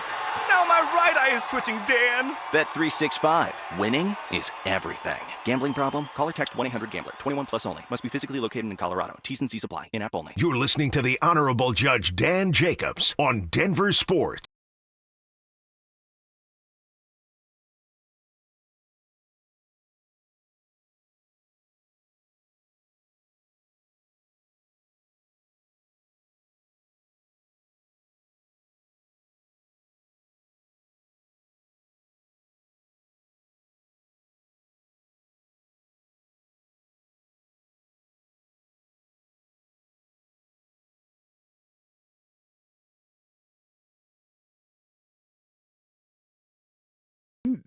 Terrible since I graduated college. Since my junior year of college. I got to be real with you, Dan. The Dolphins are they're in limbo so bad that the Miami Hurricanes are probably the more professional team in the city. They might be getting paid more at this point. I don't know. By the way, a lot of people saying Bo Nix is the guy. One guy does say Waddle on the Sean Ponda. He says Waddle, and then he says agreed, it's Bo Magic. Now, that was opposite day on the RamosLaw.com text line. Or opposite. This is a text that's the exact opposite of what I usually hear. What I used to usually hear, which is, boy, I hate to agree with Dan, but, and then they say how I'm right. This one is the opposite. It says, I never disagree with the judge. But come on, man. Surtain gave up that pass in the playoff game against New England. All he had to do was play that supposedly great defense against Bailey Zappi. Broncos were perennial cellar dwellers before Bo Nix. I'm not going to argue with you. To be honest with you, it probably is Bo Nix. He probably is the best football player on the team. If anybody had an argument, you would say it was Patrick Surtain. By the way, be careful, texter. You do not want to defy the narrative that the Broncos defense was great in that game, because in my opinion, they were the second best defense on the field, particularly in the second half of that game. But nobody wants to hear that. We just want to have our orange and blue sunglasses on and pretend like nothing happened. This was all Jarrett Stidham's fault, and he's the one to blame, or it's all Sean Payton's fault for not putting the points on the board, which obviously that was a huge factor because you can't lose 10-7 if you go up 10-0. But the defense, the Patriots defense stepped up in the second half, got the shutout, and the Broncos defense did not. See, Dan, what I'm hearing is, and this is a fact too. I want to know if the Bronco players see Bo Nix as the best football player on the team right now, right? Because everybody concedes to somebody as the best player on the team. Like everybody knows LeBron's the best player on said team, whatever. But do the Bronco players believe that Bo Nix is the best player on the team in your guesstimation? I don't know if they'd say he's the best player, but I think they'd say he's the man, particularly after what he did last year. I mean, it's and at the AFC Championship game, but they saw what their prospects were like without him. They know he's the man. Absolutely. Okay, Dan, cook. All right, now let me ask you this. I came up with a win-win scenario for our Denver Nuggets, a scenario that makes me happy because I know if it doesn't work out, they will have the flexibility they need to try and go get some people around Nikola Jokic, and they'll be out of repeater tax territory. So here's the way I'm going to frame it. Now, of course, first and foremost, LeBron has to want to come here. So if he doesn't want to come here, it's pointless anyway. But let's just assume he wants to come here. Let me ask you this, Sean. Would you make this trade? Aaron Gordon and Cam Johnson for LeBron James. Aaron say it one more time. Aaron Gordon, okay, and Cam Johnson for LeBron James. Well, LeBron's a free agent, so we don't have to trade him. No, just would you make, if that was the deal in Fantasyland on the table, would you do it? Yes. You would. I think most people would. Well, that's the dream scenario then. If LeBron comes here, because people don't understand, like, oh, it's the Cronkies, let them spend the money, blah, blah, blah, repeater tax. You are not understanding the realities of the NBA in today's game. It's not just that they pay the money for 1 year. It means they go into this repeater tax. It means that they're screwed for 3 years if they don't win it next year. Like that. I mean, Dan, I've never heard of an apron before. I never heard of a second apron up until this year. It's disastrous. And so the point is, everybody's like, well, just run it back and pay the money. Well, if they pay the money this year and they go into the tax, they're now in repeater territory. And to get out of repeater territory, it's not just, well, we don't spend that much money next year. No, you have to go 2 full to get out of the repeater tax. So you get into it next year by foolishly spending money on a losing team. Out. You cannot go into the tax. It would be foolish unless you just want to trade Nikola and say, all right, we're starting over, right? So here's why I say trade Cam Johnson and Aaron Gordon is this. If you can get LeBron to sign for minimal money, I don't know he's going to sign for the minimum, but he's floating that fantasy out there. So if you can get him for minimal money and you can, before the trade deadline, make that trade to to get rid of Cam Johnson, he has value because you can send him to a team that can immediately cut him, waive him, and stretch that contract, that remaining $20 million of his contract over several years. So they get cap relief. You get the cap relief. It can be a win-win. And then you got to find somebody that wants Aaron Gordon, and they'll give you some picks, and they won't send very much salary back. Boom, win-win. You got LeBron. I don't really love the idea of LeBron here. It's going to be a circus. It's going to be a sad. You're stealing basically the spotlight from another year of Nikola's prime. But you guys could be happy. You get LeBron. Maybe he does like we said earlier in the show. He comes in with a winner's mentality. Oh, let's get the work attitude. Maybe he changes the culture of the team, and maybe they win. But if they don't, at least they're not in the repeater tax, and they can make reasonable plans moving forward after next year because they're not saddled by these contracts that are killing them. We talked about it earlier in the show. Nikola Jokic getting his money is not what will stop the Nuggets from winning championships. them spending bad money on Christian Brown, Zeke Naji. Jamal Murray. Zeke Naji, by the way, I can't bring this up enough. People have been killing Zeke Naji for years. Dude, Jamal Murray is making $52 million a year. Zeke Naji's making $8. He's making $8 million a year. People like Aaron Gordon, I believe, I could be wrong, Aaron Gordon is going to make more this year than all of Zeke Naji's entire contract. What are we talking about with Zeke Naji? If you can get rid of him, fine, but that's only because you don't play him. You shouldn't have given him the money if you weren't going to pay him, but people want to believe it was like a max contract or it was a Christian Brown contract, like a $125 million contract. It was like $32 million, $34 million. He's a package piece in my trade scenario, Dan. Yeah, ship him out. I'll keep Aaron Gordon. You put Zeke Naji and Cam Johnson on the train or the plane, and then you give me LeBron that way. That's the only real way for the Nuggets to have any contention. You have to keep Aaron Gordon. But he's injured, man. Like, come on. When he's playing, that team is vastly different. Well, that's why I'm bringing in LeBron, man. That's why I'm bringing in LeBron, because I cannot count. If Josh Kroenke even floated the idea that you can't count on Aaron Gordon, that means you can't count on Aaron Gordon, because we love him. He's Mr. Nugget. He's been a great teammate, a great player, all that stuff. He gets all the flowers. Maybe he's in the Hall of, the Broncos rafters. They don't really do a ring, Hall of Fame, but maybe you retire his jersey before you give Melo his honors or whatever. I don't know, but nah, man. Like you're not gonna win if you're like it was this year. If your ability to win a championship is completely dependent on him being healthy, then you have no plan. He's got to go. And he makes too much money for a guy.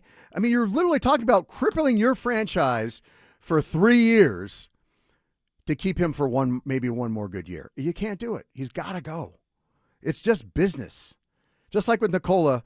Nikola is business. He's earned the right to get paid. He's the one guy on this team that's actually worth it.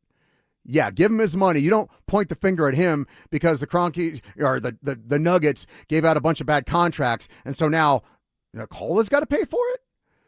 Not so they can go out and get Giannis or LeBron or some superstar player to run with him, so you can pay the guys that flamed out in the first round last year. No way, dude. No way. No, thank you. And he shouldn't do it. That's on the Nuggets. It's not his job to take less money because the Nuggets are bad with their checkbook. Why all of a sudden has it become fashionable from certain people to hate on the greatest player in the organization who does nothing but show up and go to work and has brought us levels of basketball that we've never seen in the history of the Nuggets? It's crazy. It's just crazy talk out there, Sean Boyd. All right.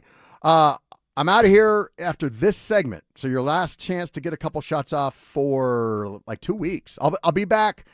I'm going to be gone all next weekend, and then I'm going to miss Saturday. I'll be back 2 weeks from today on Sunday. So your final segment of the Dan Jacobs Show for a little while. Get in the mix. YouTube, RamosLaw.com text line. We'll get to it next. They're back. Our free limited edition Training Camp 2026 t-shirts. We currently have drops at various Santiago's Mexican restaurants across the metro area. Limit 1 per person while supplies last. For more details and to find the location nearest you, head to DenverSports.com/shirt. Jacobs Law, 303 Law 4040, 303 Law 4040. I'm going to do you a solid, okay? I'm going to, before today's over, or as soon as you're done listening to this, just pick up your device and go check your insurance coverages and make sure you have 2 things. 1, medical payments coverage. You want at least $5,000. 10 or 25 is great as well. We just had a client that came in. She had $25,000 in med pay coverage. $31 for 6 months. So you can afford it, right? Also, UIM coverage, bare minimum $25,000. I like to see at least $100,000, but get that on your policy so that you're not gambling that if you're seriously injured, that the other guy decided to pay for good insurance, because most people don't. 15% of people don't have any insurance. A lot of the other ones are sitting there at the minimum, which is $25,000, which is nothing compared to a serious hospital bill. So check your coverages. People do call us. They say, Dan, I don't understand what you're talking about. You can call us. We'll talk you through it. 303 Law 4040, 303 Law 4040. T-Mobile has an exclusive bundle for customers 55 and up. I'm Sarah Bowl. Yeah, I'm Frank Bowl. A reliable network is key for us. And with T-Mobile, it's been wonderful. And going to the 55 plus plan saved us so much money. A lot. And that's important. Trying to keep costs down. The home internet's been perfect. It's fast, it's quick. The setup was so easy, it took less than 15 minutes. It was like, ta-da! If you want simplicity, coverage, reliability, you want the whole package, T-Mobile has it. Right now, T-Mobile customers 55 and up can get 2 phone lines on America's best network, plus America's fastest 5G home internet for just $30 each. $30 per month each line with autopay plus taxes and fees. Minimum age 55. Pricing for home internet rely on 2 lines of Essentials Choice 55. $35 connection charge per line required. Best mobile network and fastest 5G home internet based on analysis by Ookla of Speed Test Intelligence data 2H 2025. All rights reserved. Hey guys, Mark Schlereth here from my friends at Spine One. Let me ask you a question. You live with back pain, neck pain. Well, my guys at Spine One, they're an emergency room for back pain with same-day appointments. They'll see you and they'll get the journey started. And that's exactly what I did. Whether it's chronic pain, acute pain, work-related, sports-related, doesn't matter. All you got to do is pick up the phone and start your journey just like I did toward pain-free. 303-367-2225. That's 303-367-BACK. Or as always, you can find them online at spineone.com. Jane is a small business owner. That's right. And tell them what that's like, Jane. Yeah, well, it's like a roller coaster with a lot of ups and downs, and some days things can feel like they're flying off the rails. Yep, it's a lot. But the Total Solutions Advantage only from Comcast Business can help you manage it all. With the largest, fastest fiber-powered network designed for 100% reliability with business internet and wireless connect. Plus gig speeds with security and equipment included. All with a 5-year price lock. Nice. So everything stays on track. Exactly.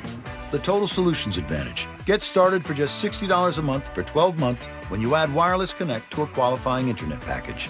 No one does business like Comcast Business. Limited time offer. Restrictions apply. New customers only. 1-year agreement, paperless billing, and automatic payments with bank account required. $60 offer requires 300 meg internet, security edge, and additional qualifying service. Equipment, taxes, and fees extra.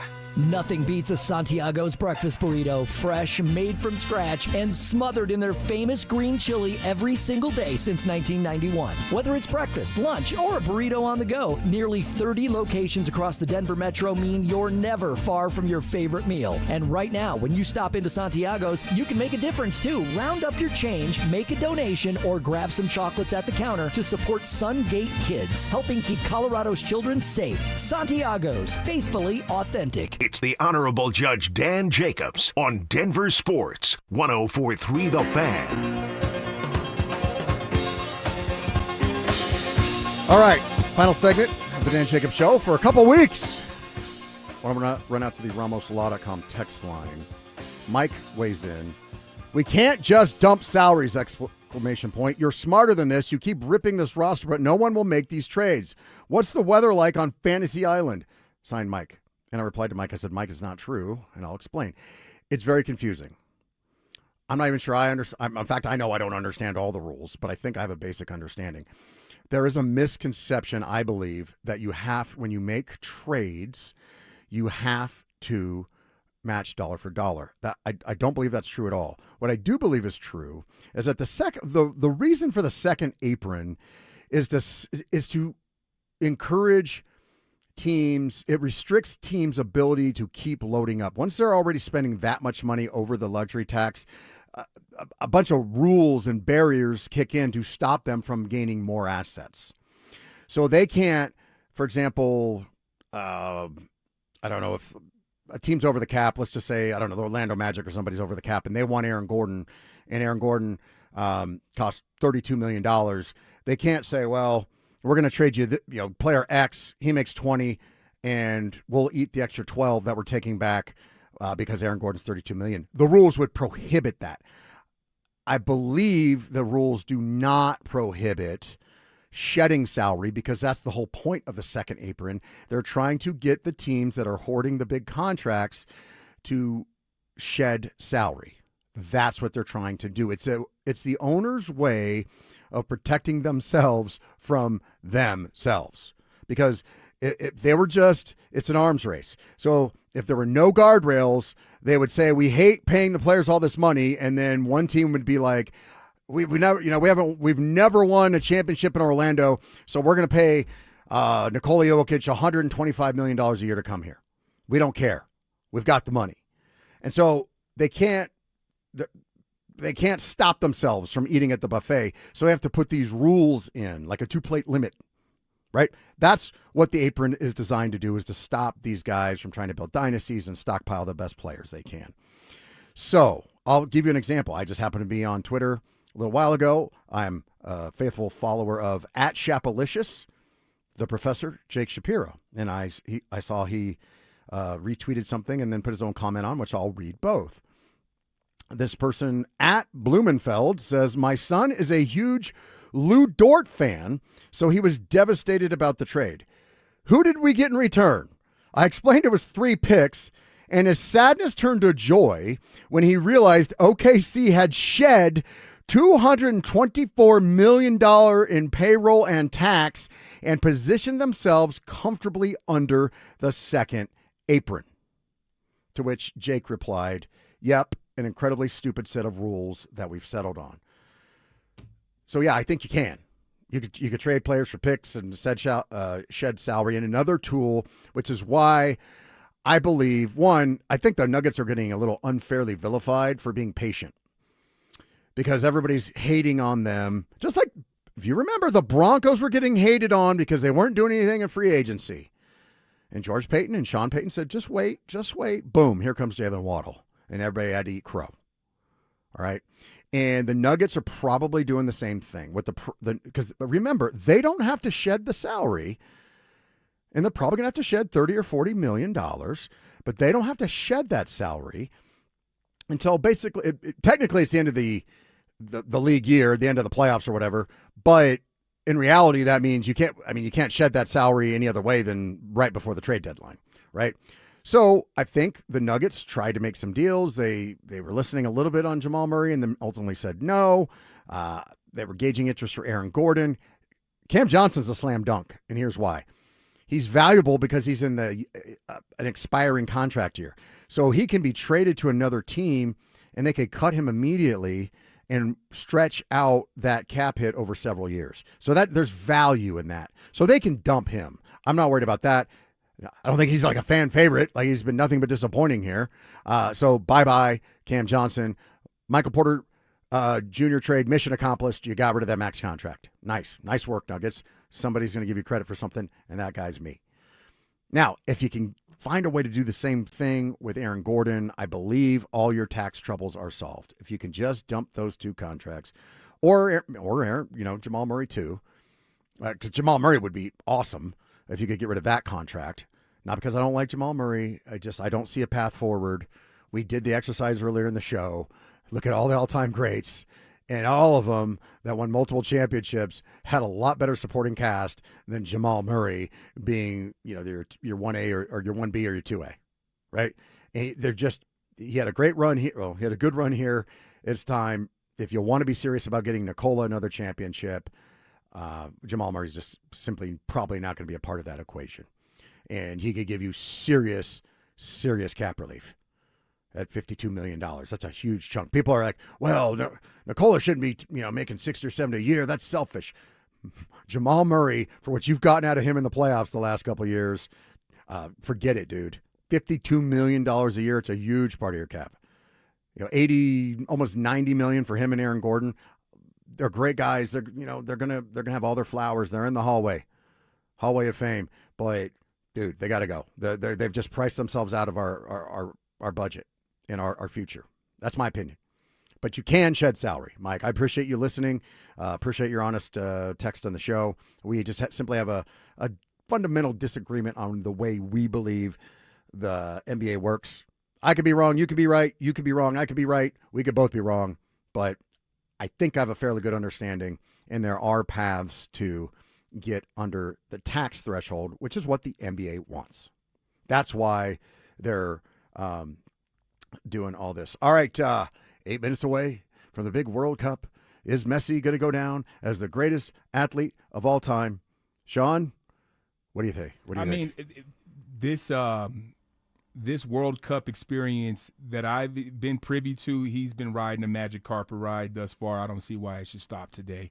You got to go out. This is one of those moments like where he knows what's at hand. His teammates know what's at hand. The opposing team know what's at stake for Argentina. Now, Spain's going to do their best job to try to stop him from that happening. But because my boy Alex Becker believes that this guy is one of the best to ever lace him up, then I'm going to go with this streak continuing. And he either scores or he assists on a score today. That's what I'm calling for. Yeah, here's another way of looking at it. Why not root for greatness, right? We have a chance to see greatness today. Why root against it? I know a lot of times we root for the up-and-comer, and we want them to have success, but as soon as they become the standard, then we hate on them and we start rooting for the underdog. But today, why not just root for greatness? We can say we saw it, we watched it, and it can be a positive day. Like, you remember that weekend where we were all like when all those guys were here, Messi, Jokic, Otani, and McKinnon, like those guys all being here. McCarr. He literally was probably one of the headline names in all those big names being here. Like, he might have been the bigger name than Jokic. So you have to worldwide, I don't think there's a question. Yeah, you have to vote for him. You have to root for him in this instance. I mean, this doesn't really serve Spain at all for them to win this. They would be playing the spoiler. And I kind of like their storyline too. I want to play spoiler. What do you like about you got 30 seconds. What do you like about their storyline? That they get to play spoiler to greatness. Oh, okay. Send him home crying in his Cheerios. Oh, wow. You just kind of went the other way on me there. I do it. I got new information. All right, guys, I want to thank you for being a part of the program. If you didn't get to hear the whole program, do us a solid. Go ahead and click on the YouTube link. You can watch it. It's just there on the internet. Go, help us out and take a look at the show on YouTube. We would appreciate that. We appreciate the support. Appreciate you guys being a part of the program. Just appreciate you allowing us to be a part of your Saturday and your Sunday. We do not take that for granted. We appreciate you. I will be out of here for a couple weeks, so I'll come back. I'm sure I'll have some great stories hanging with all sorts of celebrity actors and stuff in Sin City and all that stuff. So I'll have some good stories. I'll be refreshed. Looking forward to it. See you in a couple weeks on The Dan Jacobs Show. He's Judge Dan J. He doesn't mean no harm, but he doesn't mind telling you he's right, you are wrong. He's reading your text, he's taking your calls. It's the Dan Jacobs Show, and he'll decide what the law will allow. Jalen Waddle's here. Davis Webb's calling plays. The defense that reached the AFC Championship is back. But the number one storyline at Broncos training camp starts and ends with Bo Nix's ankle. Are you positive that ankle's broken? Is he fully healthy? And what does that mean for Denver's Super Bowl hopes? Denver Sports 104.3. The Fan. Mike Rowe here with another fun fact. If your concrete is cracked or uneven, you can actually lift it back up.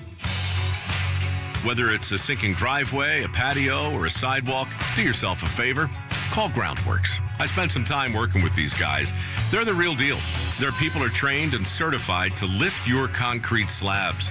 Schedule a free inspection with Groundworks, the foundation and waterproofing experts. Licensed in all states where work is performed. See website for details. DeerTrailMeatCo.com. DeerTrailMeatCo.com. Let me tell you what I'm going to do tonight. I'm going to go get some steaks from DeerTrailMeatCo.com and just eat the delicious goodness, knowing that I didn't pay an arm and a leg for the treat of cooking some nice steaks for my family. It's fantastic, and it just feels good to know that, first off, I don't have to go to the grocery store 3 or 4 times a week and pay full price for meat and then spend a bunch of money on impulse buys on my way out the door. Inflation's killing all of us, and it's just nicer. It's like an inflation check because, one, they're going to deliver this to your front door, so you don't have to go to the grocery store. It's healthier for you. It doesn't have all the hormones and all that stuff. Raised right here, Colorado farm to table goodness, or in this case, ranch to table goodness. And they deliver to your front door with a money-back guarantee at a tremendous savings. Like, we're talking 70+% off what you pay for steaks at the grocery store. It's fantastic. You're going to thank me for it. You can dip your toe in with a little bundle. You can do a whole cow. You have all sorts of options. Just go take a look. You'll thank me for it.